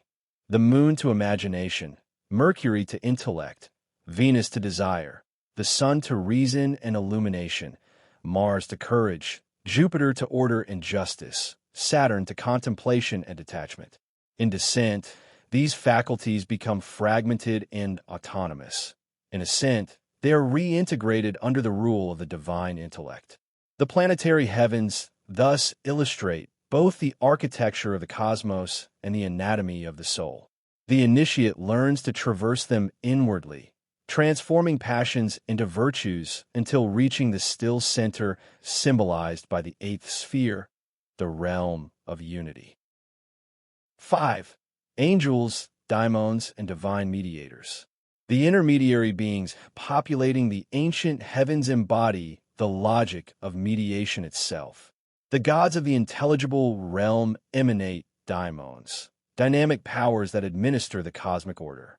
These in turn inspire human souls, guiding them toward their appropriate ends. In Hermetic language, these powers are the governors, archontes, through whom the divine mind shapes the world. They are neither autonomous deities nor mechanical forces, but intelligences participating in both transcendence and immanence. The modern mind may interpret them psychologically as archetypes, living symbols mediating between consciousness and its transcendent ground. The recognition of such mediators prevents the spiritual aspirant from hubris. One does not leap directly to the ineffable. One ascends through ordered degrees of understanding. The hierarchies are pedagogical as well as ontological. They teach the soul how to behold the infinite through the finite. 6. Heaven as order and harmony. For the ancients, heaven did not primarily denote a location, but a modus essendi, a mode of being characterized by harmony, proportion, and intelligibility. The kingdom of heaven is the universe seen sub specie aeternitatis, as a living order whose every part reflects the whole. In this sense, the celestial hierarchies are musical rather than architectural. They form a harmonia mundi, a cosmic symphony in which each level contributes its distinct tone to the total chord of creation. The initiate, through purification, becomes attuned to this harmony. Through illumination, he or she participates consciously in its music. The highest state is not departure from the world, but consonance with it. 7. The Hermetic macrocosm and microcosm. Hermetic philosophy translates the Platonic hierarchy into the axiom, as above, so below. The human being is a microcosm containing within itself every level of the macrocosm. The same divine order that structures the heavens structures the soul. The 7 planets correspond to 7 powers within, the 12 signs to the faculties of perception, the 4 elements to the temperaments of the body. The initiate who knows this correspondence can read the cosmos as mirror of the self, and the self as mirror of the cosmos. To ascend the heavens is to recollect one's own totality. This microcosmic vision dissolves the boundary between metaphysics and psychology. The hierarchies of being are simultaneously structures of consciousness. The kingdom of heaven is not elsewhere, but implicit in the depths of one's own mind. 8. The chain of being in Neoplatonic theology. Proclus, synthesizing the Platonic tradition, formalized the chain of being, Siratunanton, a continuum from the one down to the last particle of matter. Each link in this chain reflects its cause and serves as the means by which lower beings return to the higher. The world, therefore, is not a barrier to the divine, but its perpetual disclosure. In this system, participation, methexis, replaces separation. Every being, by existing, participates in the unity of the One. Evil, accordingly, is not a positive principle, but a defect of participation, a privation of order. To live in accordance with the hierarchies is to restore right relation. to allow the divine measure to permeate action and thought. The initiate, comprehending this, no longer seeks escape but alignment. The spiritual task is not to abandon the lower, but to illuminate it, to make each level transparent to the level above. 9. The architecture of heaven in symbol. The mysteries express the cosmic hierarchy through symbolic architecture. The temple, the altar, the concentric sanctuaries. The Eleusinian telesterion, with its successive chambers, mirrored the stages of initiation. The Hermetic temples of Egypt embodied the same principle. Outer courts for purification, inner sanctuaries for illumination, a hidden addendum for union. This sacred architecture externalized the invisible structure of the cosmos. To pass from one chamber to another was to ascend ontologically. The initiate's movement through space enacted the soul's movement through levels of being. The kingdom of heaven, seen in this light, is the ultimate temple whose chambers are degrees of consciousness. The universe itself is the naos of the divine, and every soul, by entering its inner sanctum, discovers that the sanctuary has always been within. 10. The dynamic unity of procession and return. No hierarchy is static. The Neoplatonic cosmos is a living current of procession, prohodos, and return, epistrophe. Every being flows from the one and seeks to return to it. The descent of divine energy into matter is matched by the ascent of consciousness into spirit. Heaven and earth are therefore two phases of a single movement. This dynamic unity underlies the mystery's assurance that the kingdom of heaven is both transcendent and immanent. It is above as source and within as goal. When the soul attunes itself to this rhythm, receiving from the divine and returning gratitude and understanding, it becomes a conscious participant in the cosmic circulation of life. Such participation constitutes the true theurgy, not ritual manipulation of powers, but harmonious cooperation with the divine process itself. 11. The ethical implication of hierarchy. Understanding the hierarchy of being carries moral consequence.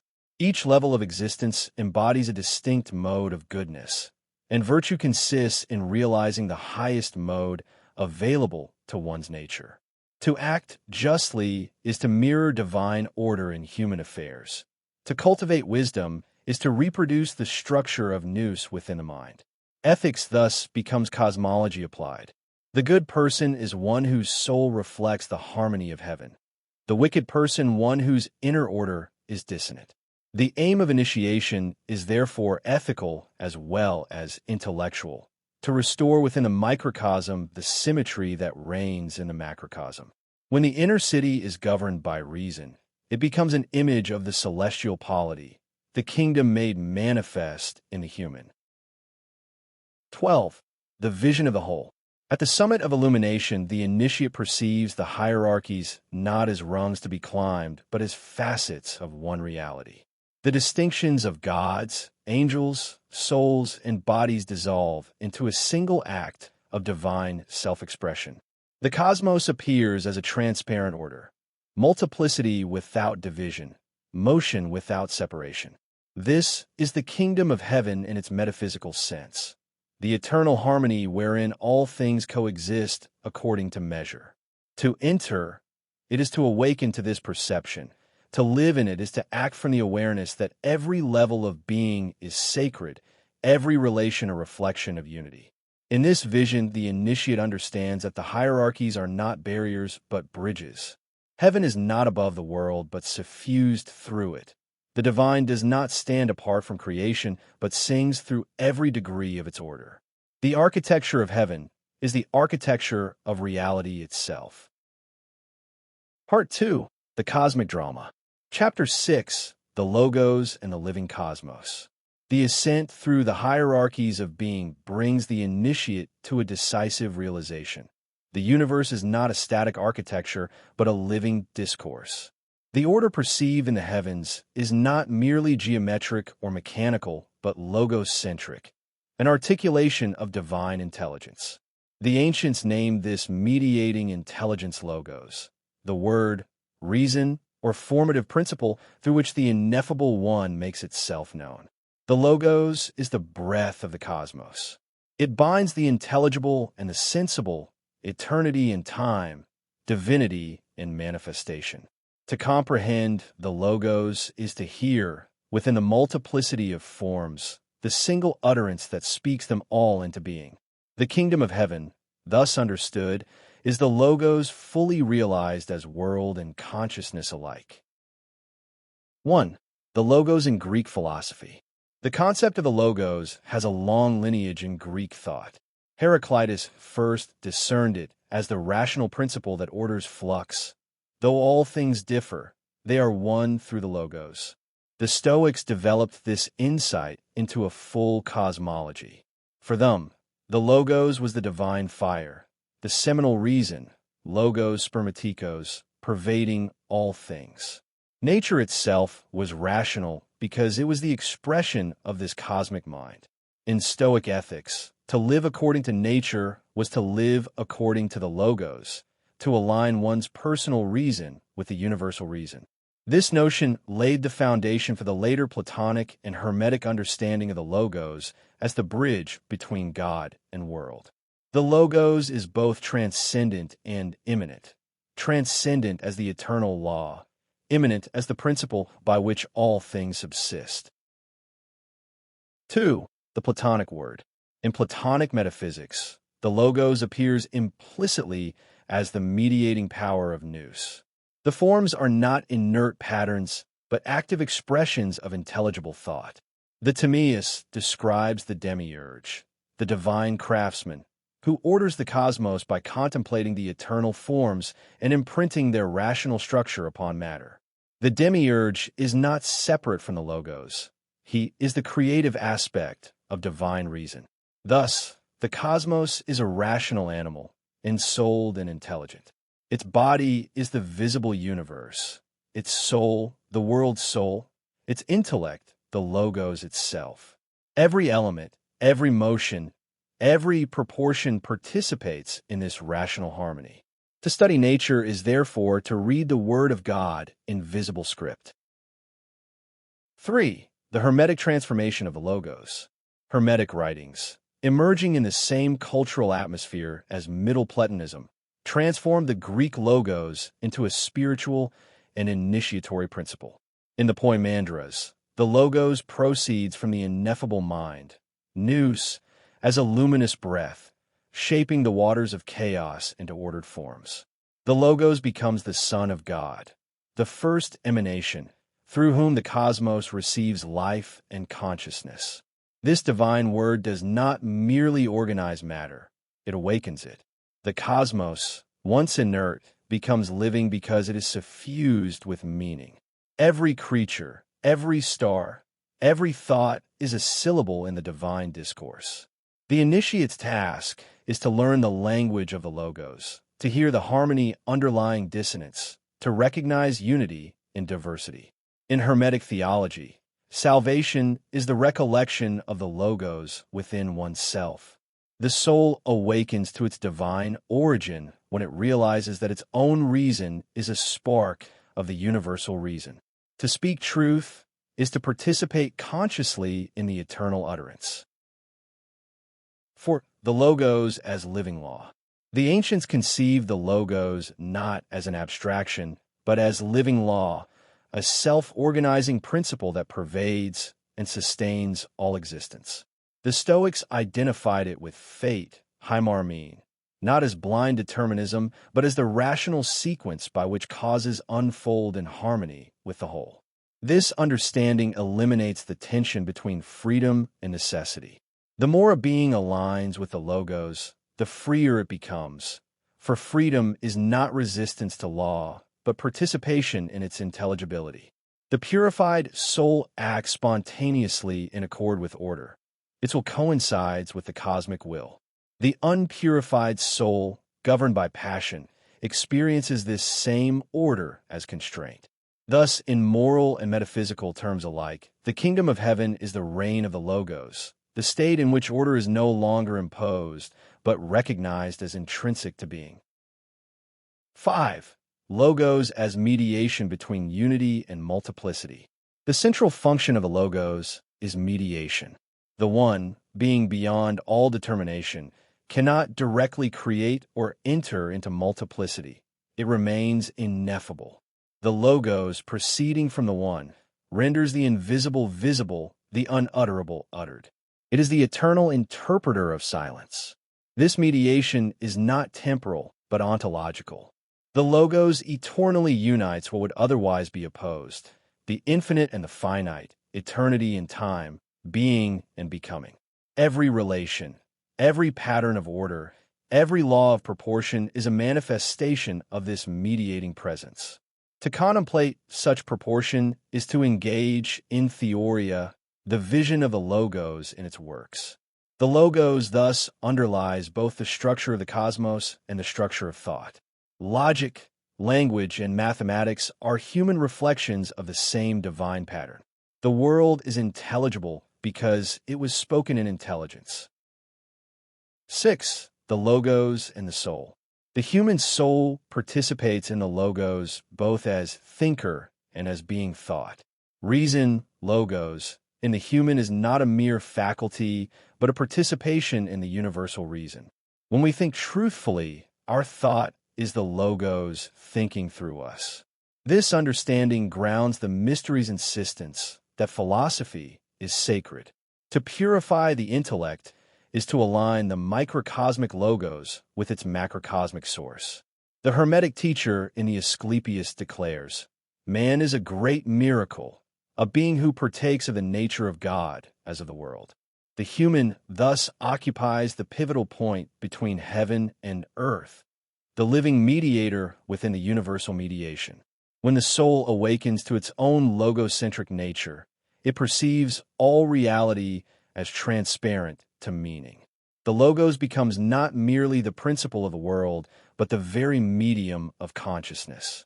This is the birth of gnosis, the recognition that knowing and being known are one act. 7.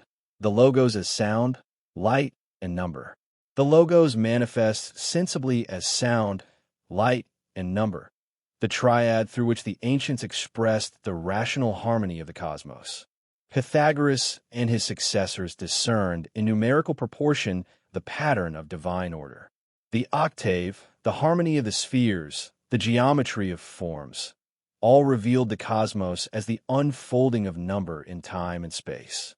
Light, in turn, symbolized the intelligible nature of the logos. As light reveals objects without being itself diminished, so the logos reveals forms without departing from unity. To see the world truly is to perceive the light within appearances. Finally, the spoken word, the vibration of sound, mirrors the creative act itself.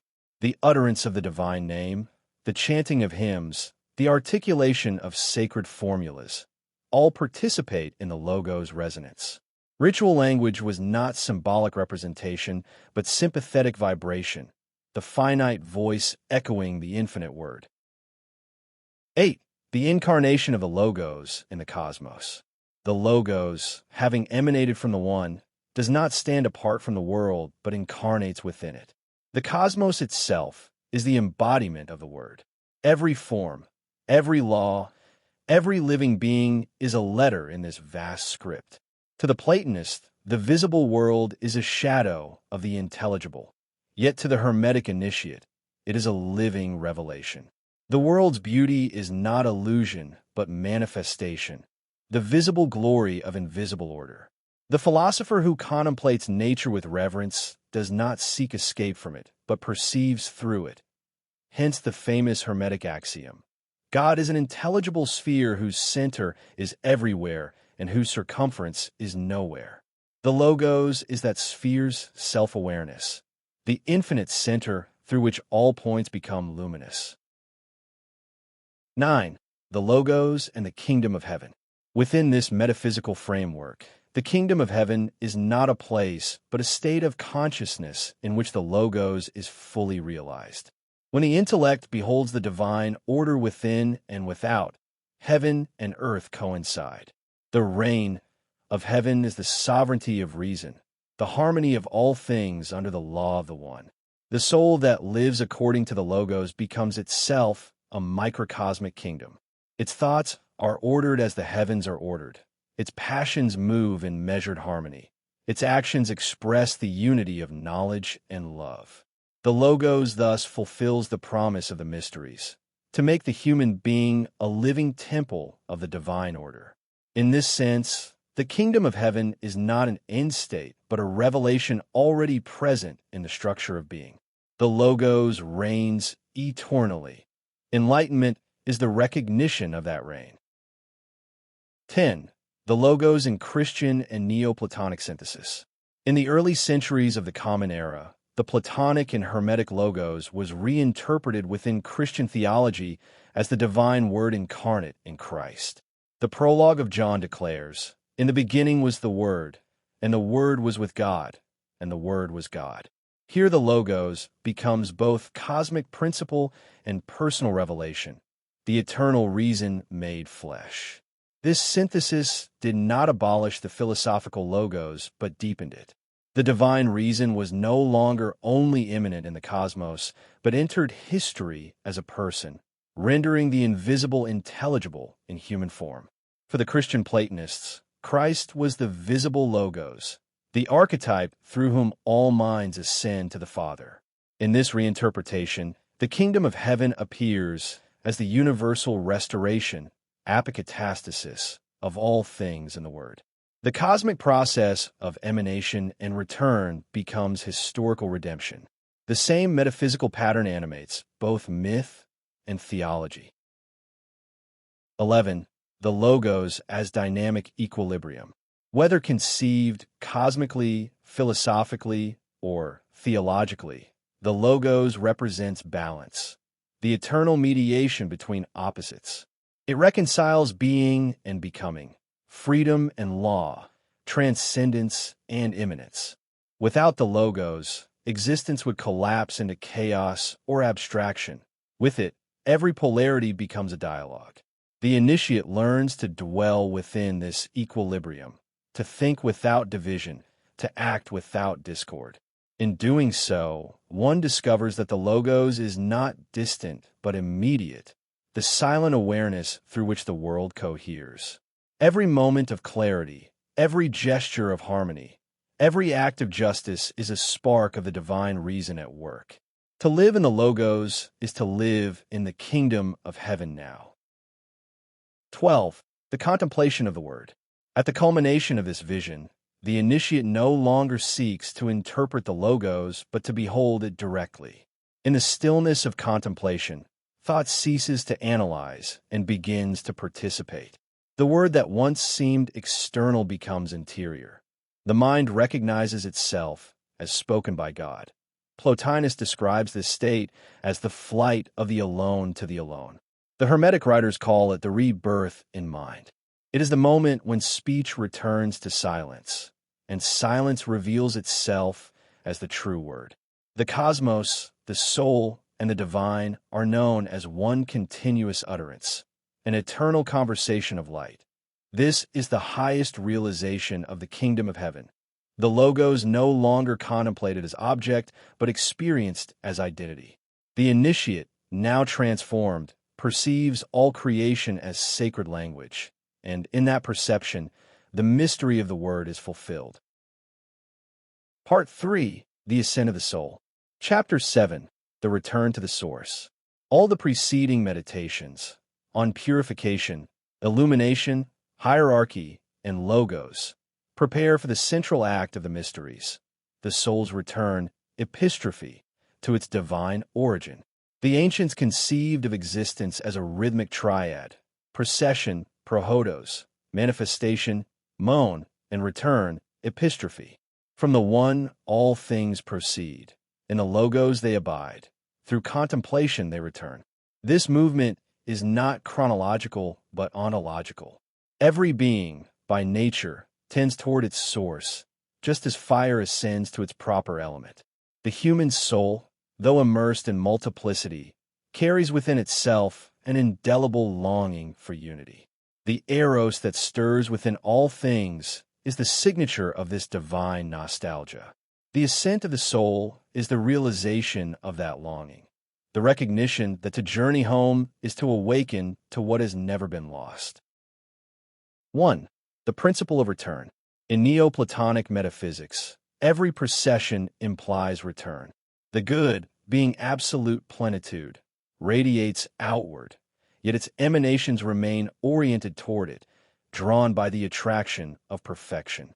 The cosmos is therefore a circular process, an eternal outpouring and reabsorption of life within the divine. For the soul, return means recentering. Having scattered its attention among transient things, it gathers itself again into unity. The external pilgrimage becomes an inward recollection.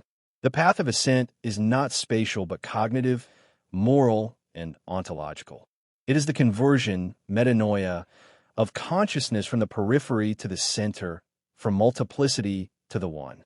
Plotinus writes, "Let us flee, then, to the beloved fatherland." This flight is the flight of the alone to the alone. To flee is not to abandon the world, but to withdraw identification from it. The initiate learns that return does not destroy creation, but transfigures it. The world seen from the summit is no longer prison, but epiphany. 2. The psychology of ascent. The ascent unfolds through a gradual interiorization of awareness. The soul must first turn from the body's compulsions to the realm of mind, and from discursive thought to the intuition of the good. Each stage corresponds to a refinement of identity. At first, the self is dispersed, identified with the transient.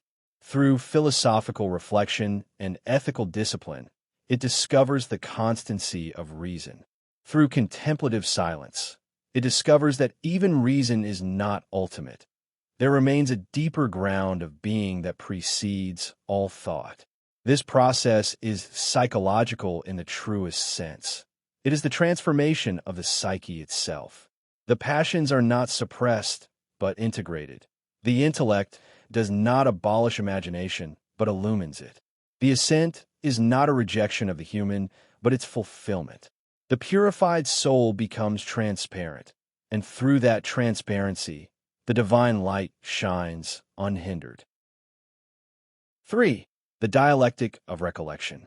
Plato taught that learning is recollection, anamnesis the awakening of knowledge already latent within the soul.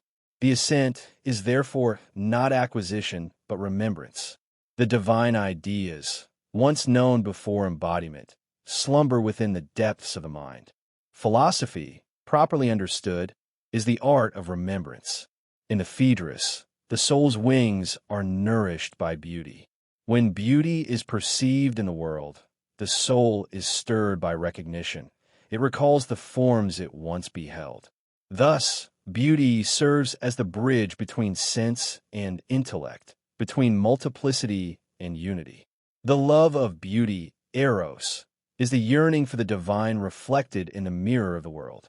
Through such recollection, the initiate gradually retraces the path of descent. Each remembered truth reestablishes a link in the broken chain of being until the whole structure of the cosmos is seen inwardly, not as external doctrine, but as personal realization. 4. The role of contemplation. The decisive movement of return occurs through contemplation, theoria.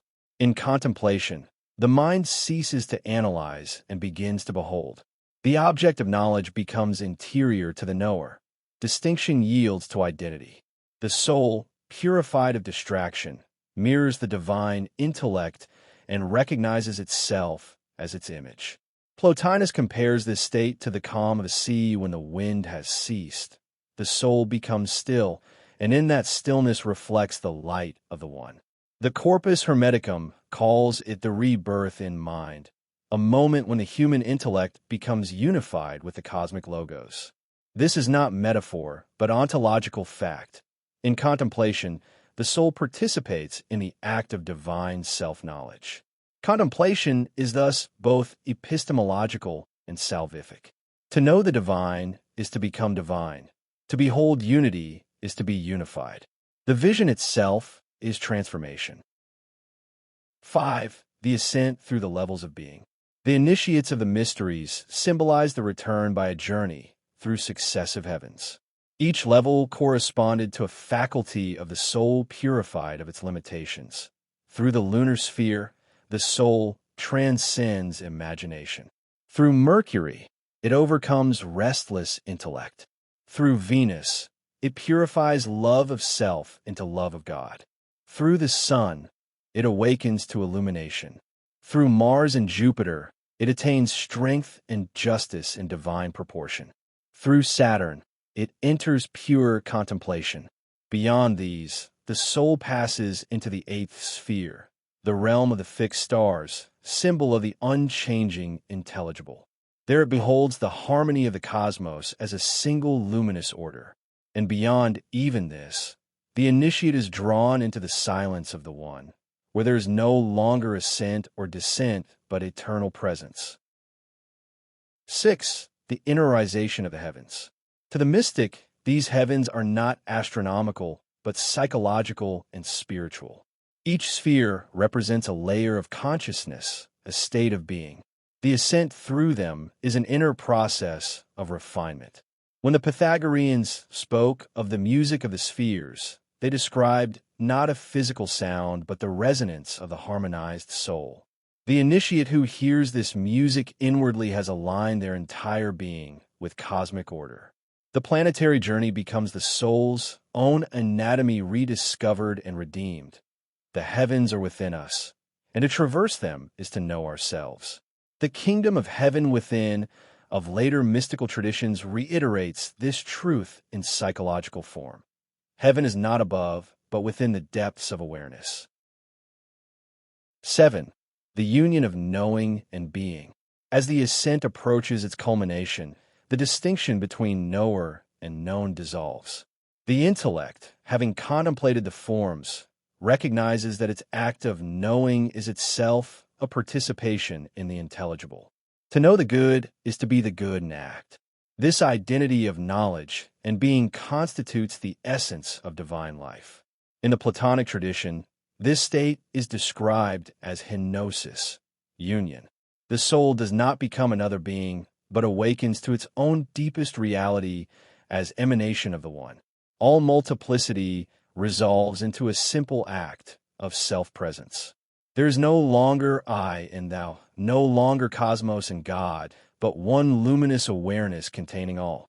The mystic does not vanish, but becomes transparent to unity. The kingdom of heaven is thus the fulfillment of consciousness in which all opposites are reconciled, all dualities embraced within a single vision. 8. The transformation of vision. This union transforms perception. The world is seen no longer as fragmented phenomena, but as the body of the divine. Every form shines with the light of its source. The initiate who has ascended and returned can look upon the earth without losing heaven. As Plotinus said, when you see this beauty, you see yourself. The descent back into the world is now voluntary and compassionate. Having found the center, the soul radiates its light outward. The initiate becomes a mediator between heaven and earth, a living symbol of the Logos. The return to the source becomes also the return to the world, now transfigured. 9. The esoteric ethics of return. The ethics of the ascent of the soul differ from moralism. Virtue is not obedience to an external rule, but participation in divine order. The purified soul acts rightly not by constraint, but by nature. In the words of the Hermetic Asclepius, he who knows God becomes God's work. The highest good is no longer conceived as reward, but as state of being, harmony with the whole. Justice, compassion, and truth are not ideals imposed upon the world, but the very structure of reality perceived by the illumined mind. The kingdom of heaven is the realm in which ethics and ontology coincide, the order of the cosmos reflected in the order of the soul. 10. The kingdom of heaven as present reality. The final revelation of the mysteries is that the journey of ascent leads not to a distant realm, but to the recognition of an ever-present reality. The soul does not go to the kingdom of heaven. It awakens to the fact that it has always dwelt within it. The stages of initiation, the cosmic hierarchies, the rituals of purification, all serve to remove the veils that conceal this truth. The Gospel of Thomas echoes this hermetic insight. The kingdom is spread out upon the earth, and men do not see it. To see it requires not locomotion, but transformation. When the eye of the intellect is cleansed, heaven and earth are known as one. Every moment, every breath, every relation becomes sacramental, an expression of the eternal within the temporal. 11. The final vision, the one and the all. In the supreme vision of the ascent, the initiate beholds the unity of all things in the one and the manifestation of the one in all things. Multiplicity no longer veils but reveals. The world, the soul, and the divine are known as concentric circles of a single life. This is the mystical marriage of heaven and earth, the consummation of the mysteries. The soul that attains this vision becomes the kingdom itself, a field of harmony, intelligence, and love through which the divine order flows without obstruction. No longer a seeker, it is the sought. No longer a pilgrim, it is the homeland. Here the greater and lesser mysteries converge. Purification, illumination, and union reveal themselves as three aspects of one eternal act. The divine knowing itself through the soul, and the soul recognizing itself in the divine. 12. The silence beyond knowledge. And yet, at the very summit, knowledge gives way to silence. For the one is beyond even the logos, beyond all thought and vision. The final act of ascent is surrender, the cessation of striving in the stillness of realization. The initiate enters the sacred darkness, not of ignorance, but of superabundant light. This silence is not void, but plenitude. It is the peace of the kingdom of heaven, where all distinctions dissolve in unity and all movements rest in being. The soul, having returned to its source, abides in eternal communion, a stillness that is also unending creation. The mysteries end where they began, in the ineffable. But now the ineffable is no longer distant. It is recognized as the ground of all. The initiate who has ascended and returned becomes, in the words of the Hermetic teacher, a sun in mind, illuminating all with the light of the good. Chapter 8. Theurgy and the Restoration of the World. The ascent of the soul does not culminate in isolation from the cosmos, but in its restoration within it. The purpose of the mysteries was never to escape the world, but to sanctify it, to reveal the divine presence that underlies and sustains all existence. This work of sanctification was expressed most completely in the ancient discipline of theurgy, the divine work, through which the initiate, transformed by contemplation, became a conscious instrument of the cosmic logos. Whereas philosophy purifies thought and contemplation illumines understanding, theurgy unites knowledge and action. It is the completion of the mysteries, where wisdom becomes creative participation. Through it, the kingdom of heaven is not merely beheld, but manifested. 1. The meaning of theurgy. The Greek term theurgia, theta epsilon omicron upsilon rogam alpha, literally means the work of the gods. It denotes not sorcery nor manipulation of hidden forces, but a sacramental participation in the divine order. For the late Platonists such as Iamblichus and Proclus, theurgy was the practical complement to philosophy, the means by which the soul reconnected, in living reality, with the hierarchies of divine being. To the uninitiated, the theurgic rites appeared as ceremonies, invocations, offerings, symbols. But for the initiate, they were outward reflections of inner acts. The sacred symbols, synthemata, were not arbitrary inventions, but natural expressions of the cosmic harmony.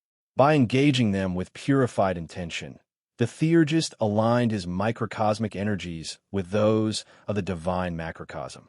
Thus, theurgy was both ritual and metaphysics, a way of realizing that the divine acts perpetually through all levels of creation. When the human mind awakens to this fact, its own acts become transparent to the divine will. The true theurgist is not one who commands the gods, but one who allows the gods to act through him. 2. The sacred symbol as bridge. Theurgic operation rests upon the principle that symbols are bridges between the visible and the invisible. Every form in nature is a sign of an intelligible archetype.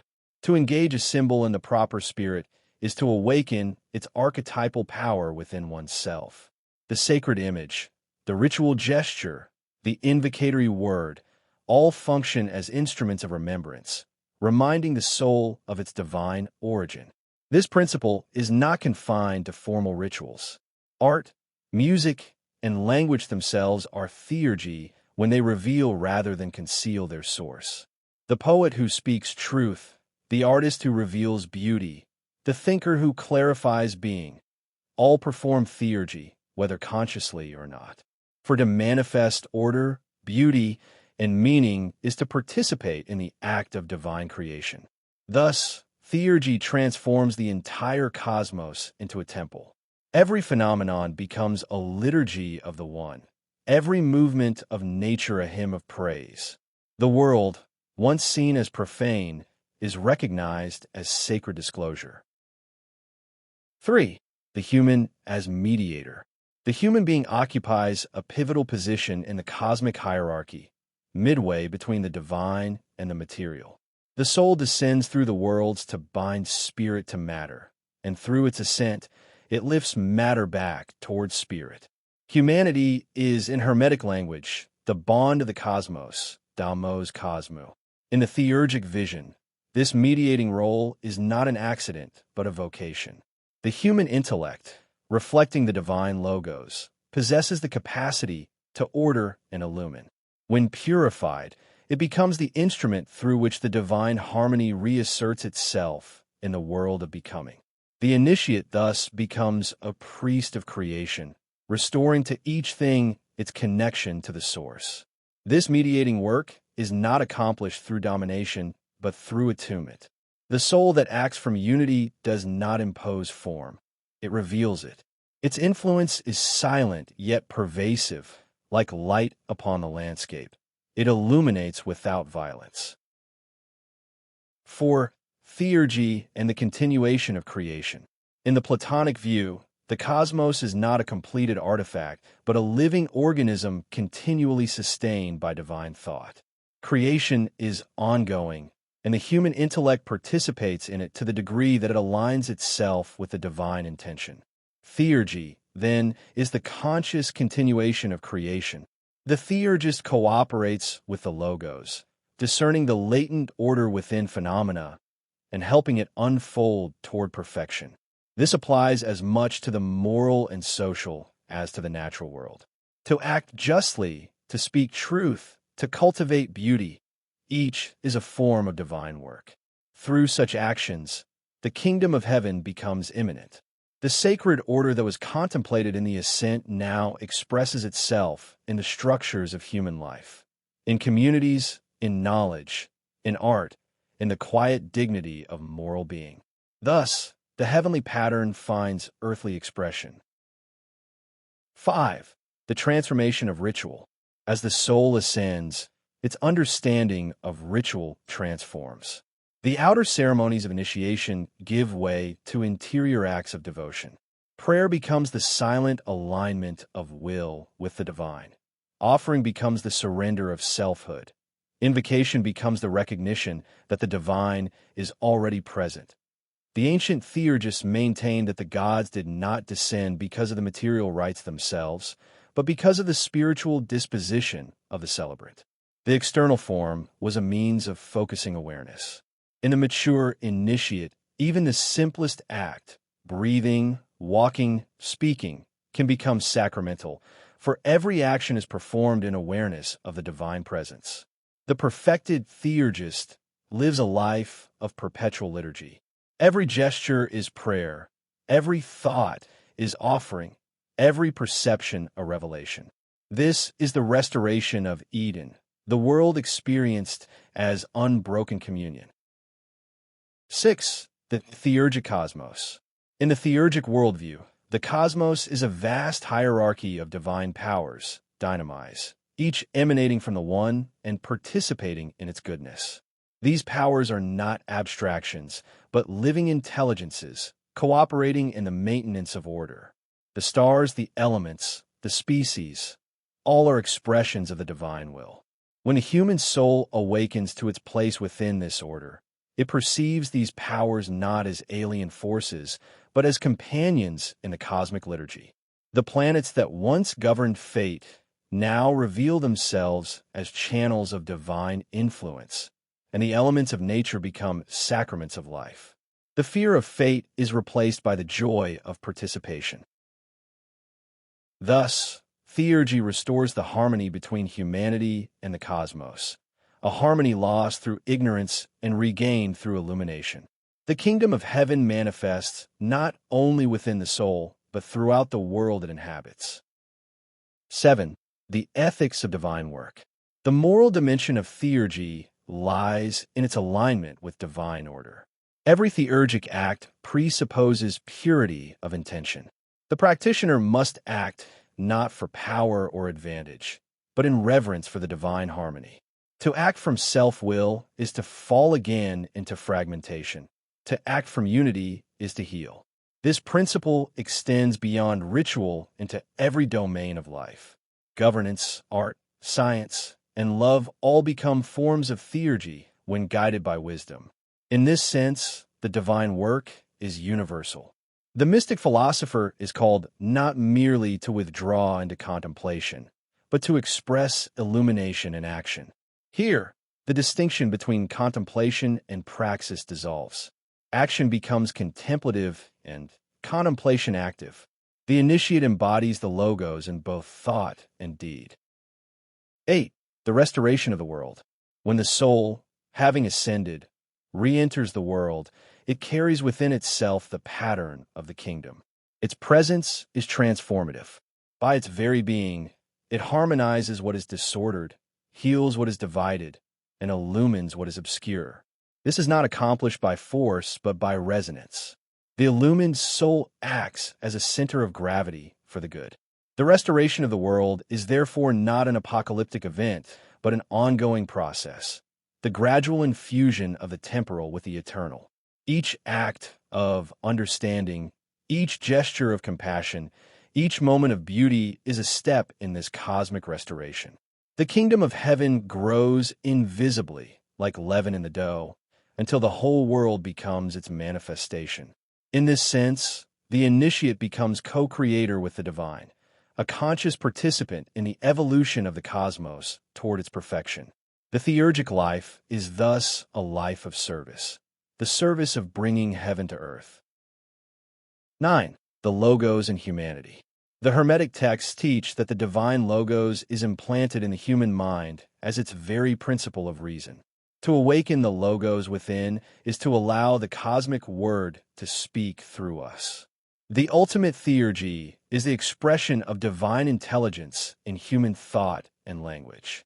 The philosopher, in this light, becomes a theurgist whenever his discourse reveals truth rather than opinion. The artist becomes a theurgist when beauty shines through form. The just ruler becomes a theurgist when order mirrors divine harmony. All human vocations can thus become channels of the logos when illumined by wisdom. This understanding abolishes the division between sacred and secular. The entire field of human culture becomes a site of divine activity. The kingdom of heaven is not a realm apart, but a mode of being permeating all existence. 10. The fulfillment of the mysteries. The greater and lesser mysteries culminate in this realization, that illumination must flow outward as love, that contemplation must become creation. The initiate who has seen the divine is charged with embodying it. The kingdom of heaven, perceived inwardly through contemplation, is established outwardly through theurgy. In this synthesis, the triad of purification, illumination, and union finds completion in manifestation. The purified soul illuminates, the illumined soul unites, the united soul creates.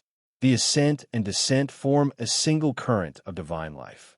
Thus, The mysteries reveal not only the path of return, but the purpose of existence, that the one may be known, expressed, and glorified through the many. The divine descends that creation may arise. Creation ascends that the divine may be revealed. Theurgy is the conscious participation in this eternal rhythm. 11. The kingdom realized. The kingdom of heaven, once sought as a distant goal, now stands revealed as the eternal present within which all things subsist.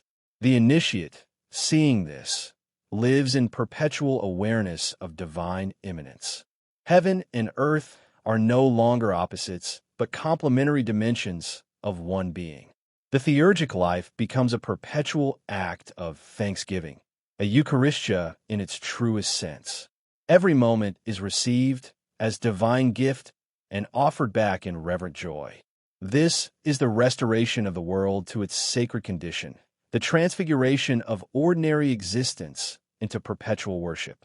The mysteries, then, culminate not in escape, but in fulfillment, the full flowering of divinity within the world. The kingdom of heaven is both the end and the beginning, both the goal of ascent and the ground of being from which all ascent arises. 12. The silence of the divine worker. Yet even this realization returns finally to silence. The true theurgist acts without self-consciousness, without claim. The divine work is performed through him, not by him. He is like a clear channel through which the river of life flows unimpeded. In such transparency, individuality is not abolished but fulfilled. It becomes a unique expression of the universal. In this stillness, all striving ceases. The kingdom of heaven is known as the very life of the one manifesting through the many. The circle of the mysteries closes where it began, in the ineffable simplicity of being. Chapter 9. The Eternal Temple, the Kingdom Within. The purpose of the mysteries was never merely to reveal hidden knowledge, but to awaken a new mode of being. The initiate who has passed through purification and illumination, who has understood the descent and ascent of the soul, and who has become a conscious instrument of divine work, ultimately comes to see that the temple of initiation has always been within. What began as the purification of the outer self ends as the discovery of an inner sanctuary where the human and divine coincide. This sanctuary is the eternal temple, the dwelling place of the kingdom of heaven within the soul. 1. The temple as archetype. From the earliest times, the temple has symbolized the ordered image of the cosmos. Its architecture mirrors the structure of reality. Foundation upon the earth, sanctum open to the heavens, inner chamber reserved for the divine presence. To enter the temple was to enter the ordered cosmos. To stand in the sanctuary was to stand in the heart of the world. Yet every external temple is but a representation of the true and invisible one, the temple of the soul. The physical shrine, however magnificent, exists to remind humanity of its inner vocation. The stone and gold, the altar and lamp, are material symbols of spiritual truths. The initiate's final revelation is that he himself is the sacred edifice, the place where heaven and earth are joined. 2. The architecture of the inner temple. The temple within is structured according to the same hierarchy as the cosmos itself. Its outer court corresponds to the realm of sensation and action, its inner court to thought and imagination, and its holy of holies to the silent intellect where the divine dwells. The ascent through these levels is the soul's return from the external to the internal, from multiplicity to unity. The walls of this inner temple are not built of matter, but of virtues. Truth is its foundation, justice its symmetry, wisdom its light, and love its sanctity. Each act of purification in the lesser mysteries is a shaping of these stones. Each illumination in the greater mysteries is the placement of another lamp within its halls. When the work is complete, the temple stands radiant within consciousness, and the divine presence, which was never absent, reveals itself at the center. 3. The kingdom as inner order. To speak of the kingdom of heaven is to speak of perfect order, an order grounded not in constraint but in harmony. In the cosmos, this order is the proportion of the spheres. In the soul, it is the balance of faculties. When each element of the self fulfills its proper function under the guidance of reason illuminated by the divine, the kingdom is established within. The moral life thus becomes metaphysical. Virtue is the alignment of the microcosm with the macrocosm. When the passions serve reason, and reason serves nous, the divine intellect, the soul becomes an image of the celestial hierarchy. Heaven is not merely a reward after death, but the state of the soul when its internal order reflects the order of being itself. This is the kingdom within you, spoken of by the sages. It is the interior correspondence of cosmic law and personal consciousness, a harmony so complete that the divine and the human act in unison. 4. The presence of the divine in the soul. The greatest of the Hermetic texts, Poimandres, declares, "The mind of the all is the father of all things. The soul is his child." To recognize this is to perceive that the divine is not distant but immanent, abiding secretly in the ground of our being. The human intellect, when purified, becomes the throne of the divine intellect. The heart, when illumined, becomes its sanctuary. The divine presence is not introduced into the soul by initiation. It is uncovered there. The mysteries merely remove the veils that obscure it. In this revelation, the dualism of creator and creature dissolves. The soul knows itself as a manifestation of the divine life, and the divine is known not as an object, but as the subject of knowing itself.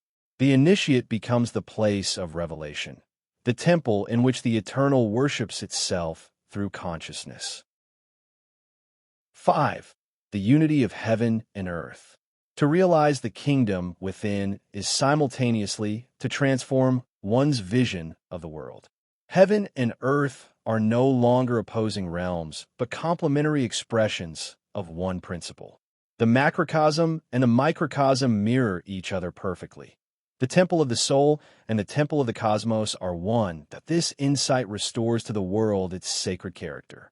Nature is perceived as the external face of the same divine presence that shines inwardly in consciousness. The elements, the stars, the living beings, all are forms of the one divine energy. To act within the world with awareness of this unity is to perform theurgy at every moment, to live as priest and participant in the cosmic liturgy. The kingdom of heaven, once sought as transcendent, is now known as immanent. Every place becomes holy ground, every act a rite, every encounter a revelation. 6. The contemplative center. At the heart of the eternal temple lies a silence that transcends all distinctions. This is the still point around which the soul's life turns, the center that is everywhere and the circumference nowhere. Here the initiate rests, not in thought but in being. In this stillness, all opposites are reconciled: movement and rest, self and other, heaven and earth. The contemplative awareness that arises here is not passive, but creative, for it is the same awareness by which the divine continually generates the cosmos. To abide in this awareness is to participate in the act of creation without leaving the peace of unity. This is the ultimate theurgy, the silent cooperation with the divine that sustains all worlds. 7. The mystery of identity. As the initiate abides in the temple of the heart, a final mystery unfolds, the mystery of identity. The self, long regarded as separate from the divine, is revealed as its expression. The divine life knows itself through the individual consciousness. The human person is the mode through which the infinite becomes aware of itself as finite. This realization does not annihilate individuality, but fulfills it. Each soul is a unique articulation of the divine word, a distinct tone in the cosmic harmony. Unity does not erase difference, it transfigures it. The many are the forms through which the one manifests its inexhaustible richness. To dwell in the kingdom within is to live from this awareness, to act, speak, and think from the center where the human and divine are one. 8. The eternal liturgy. In the vision of the eternal temple, all existence is perceived as worship. The movements of the heavens, the cycles of nature, the thoughts of the intellect, all are acts of praise. The soul that has entered this temple joins the cosmic choir, not by words, but by being. Every breath, every perception becomes a hymn to the good. This vision restores meaning to the whole of life. Labor, study, art, and relationship become sacred when performed from the center. The distinction between sacred and profane dissolves, for all things are recognized as participants in the same divine act. To live in this awareness is to live in perpetual thanksgiving. This is the true Eucharist of the soul, the offering of the world to the divine and the reception of the divine through the world. 9. The kingdom as eternal present. Time itself is transformed in this realization. The initiate discovers that the kingdom of heaven is not a future condition, but the eternal now in which all time unfolds. The past and future are known as dimensions of a single act of divine self-expression. Every moment, fully perceived, opens into eternity. This is the mystery of presence. When the mind ceases to project, the divine radiance of the present reveals itself. The eternal temple is built not in time, but in awareness. It stands wherever one awakens to being. To enter it requires no journey, only remembrance. The soul that abides in this presence becomes timeless. It participates in the unbroken act of creation and redemption that is the very life of God. 10. The fulfillment of the mysteries. Here the path of the greater and lesser mysteries reaches its consummation. Purification has revealed the temple. Illumination has filled it with light. Theurgy has consecrated it as the dwelling of the divine.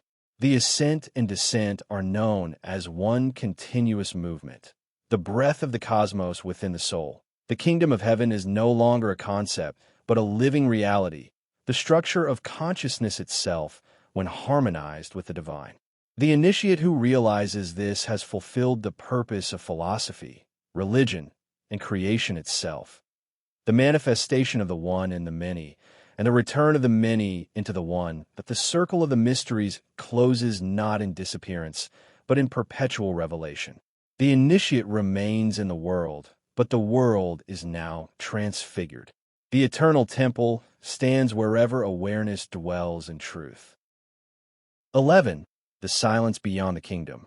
And yet, even this final realization yields to silence. For the divine mystery transcends even the experience of unity.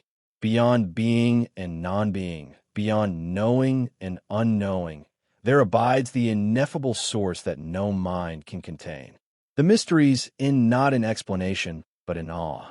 This silence is not negation, but fullness, an infinite repose wherein all opposites are reconciled and all desires fulfilled. The initiate, having traversed the labyrinth of existence, now rests at the center, beyond all words and images.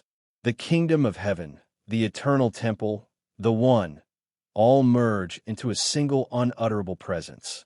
The teacher of the mysteries must therefore fall silent, for the highest truth can only be known by becoming it. 12. Epilogue, the light that never sets. When the ancient initiates emerged from the final ceremony, they were called epoptai, those who have seen. What they had seen was not an image, but reality itself. The light that never sets, the divine within and beyond all worlds.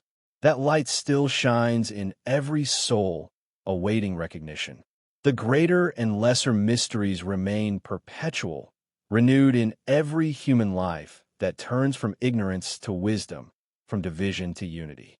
Their consummation is the same in all ages, the realization that the kingdom of heaven is not elsewhere, but here, not later, but now, not other, but the deepest self of all beings. That I end this realization. Philosophy fulfills its sacred function, the restoration of the world through knowledge of the divine. The initiate who abides in this knowledge lives already in the eternal temple, serving as both its guardian and its living stone. And through such souls, the kingdom of heaven continues to unfold within creation, silent and eternal. Epilogue: the silence beyond words. All language concerning the divine must finally yield to silence. The path of the mysteries, which begins with speech, with instruction, discourse, and symbol, ends in a stillness that transcends them all. For the goal of philosophy is not endless reasoning, but direct vision. And the goal of vision is union. Where union is attained, words become inadequate, and the highest wisdom is expressed not in argument, but in presence. The silence of the initiate is not the silence of ignorance, but of fulfillment. It is the quiet of one who has beheld the fullness of reality and can no longer separate knower from known, question from answer, heaven from earth. In that stillness, thought rests in its origin, and the soul abides in the eternal now that is the kingdom of heaven. 1. The limits of language and the horizon of thought. Throughout this treatise, we have employed the tools of philosophy, definition, distinction, and reasoning to trace the contours of the mysteries. Yet philosophy itself acknowledges its limits. Plato, at the end of every ascent, gestures toward a beyond that reason cannot grasp. Plotinus speaks of the one as beyond being and beyond knowledge. The intellect, as luminous as it is, can only illuminate what falls within its field. The source of that light remains invisible. To encounter the divine directly is therefore to encounter what cannot be conceptualized, the horizon of thought where knowledge dissolves into wonder. This dissolution is not failure, but consummation. The intellect fulfills its purpose by recognizing that its origin transcends it. Every mystery tradition, from Eleusis to Alexandria, recognized this point of transition. The candidate was led through purification and instruction only to be brought finally into darkness, not as negation, but as the womb of illumination. "Enter the darkness," said the Hierophant, "and you shall see the light that no eye can bear." This darkness is the silence of the divine. 2. The silence of the gods. To the uninitiated, silence appears as absence. To the illumined, it is plenitude. The gods speak most clearly when speech ceases. The one reveals itself not through sound, but through the cessation of all vibration. For what is most real is not what moves, but what sustains movement. In the language of the Hermetica, the divine is that which is always speaking and never heard. The voice of the cosmos is continuous, but our own noise obscures it. The initiate, having learned to still the tumult of thoughts and passions, begins to perceive the silent harmony beneath all phenomena. This harmony is the music of the spheres, the inaudible rhythm by which all things subsist. Thus, the silence of the gods is not the refusal to communicate, but their perpetual utterance beyond the capacity of ordinary hearing. To enter that silence is to attune one's being to the infinite resonance that underlies creation. 3. The silence of the soul. The soul that has traversed the stages of purification, illumination, and theurgy discovers that its final act is not another ascent, but a surrender. It must release even the aspiration for union and simply be. This act of surrender is the essence of silence. It is not passivity, but perfect receptivity, the willingness to let the divine be what it is, without resistance or interpretation. In this silence, the soul no longer seeks God as an object, but recognizes itself as the locus of divine self-revelation. The prayer of the initiate becomes a single word, yes, uttered without sound in the depths of being. And this word is sufficient, for it affirms what already is, the eternal communion of the soul and the divine. The mystics have always described this state paradoxically: a knowing without knowledge, a speech without words, a love without separation. It is the peace that surpasses understanding, the rest that is not inactivity, but the perfect act of being. 4. The kingdom of heaven as eternal contemplation. The kingdom of heaven, as the culmination of the mysteries, is not a place one enters, but a state of consciousness in which the divine contemplates itself through creation. In this eternal contemplation, all dualities are reconciled: spirit and matter, time and eternity, creator and creature. The cosmos is not annihilated but transfigured. The world does not vanish but is seen as divine thought made visible. To dwell in the kingdom, then, is to participate in this contemplation. The initiate becomes the mirror through which the divine beholds its own image. This is why the ancient teachers could say that God needs the world in order to know himself. The silence beyond words is thus not void, but communion, an unending dialogue of being with itself. In this eternal stillness, the cosmos and the soul are one act of love, the one giving itself to the many and the many returning to the one. 5. The philosopher as witness. Having reached this understanding, the philosopher's task changes. The role of the teacher is no longer to persuade, but to witness. He speaks not to convince, but to remind. His words are signposts pointing toward the silence from which they arise. The true philosopher, like the hierophant of the mysteries, guides the mind to the threshold and then withdraws, allowing the student to cross alone. For the divine cannot be transmitted as information. It can only be awakened as recognition. The philosopher, therefore, becomes an awakener rather than a lecturer.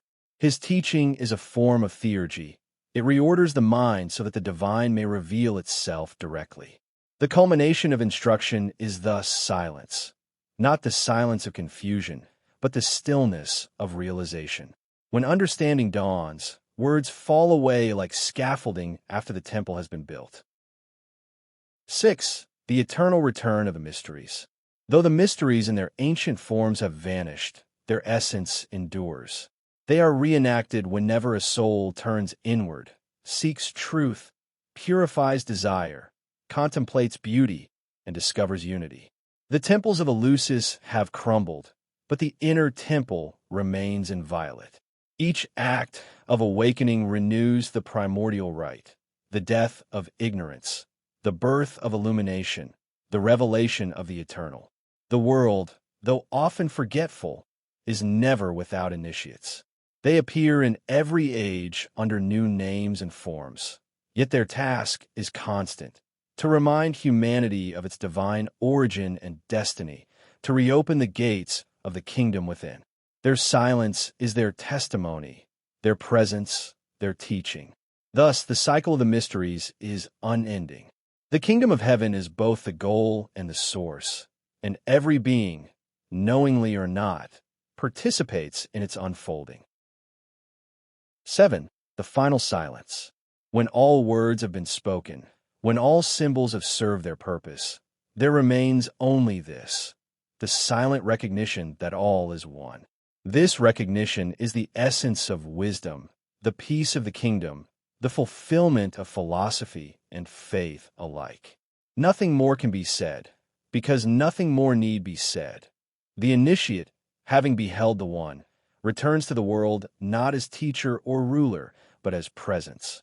His life itself becomes a silent sermon, a manifestation of unity in multiplicity. He speaks through being rather than speech, through harmony rather than doctrine. The divine works through him as naturally as light shines through clear glass. This is the ultimate teaching of the mysteries, that truth is not grasped but lived, not possessed but embodied. The kingdom of heaven is not reached by words, but revealed through silence. 8. The rest of the one.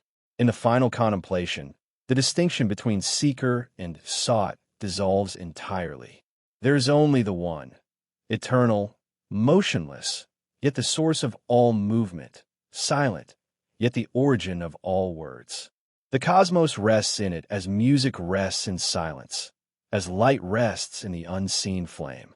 This is the peace of the kingdom of heaven, the rest of the one knowing itself through the many. Every soul, every star, every particle of existence participates in this eternal rest. The mysteries are nothing other than the remembering of this truth. Therefore, the initiate, having completed the circle, no longer asks, "What is the kingdom of heaven?" For the question itself has become meaningless. He simply abides, and in his abiding the kingdom is. Silence. The teaching ends where it began, in the ineffable presence that precedes all things and sustains them forever.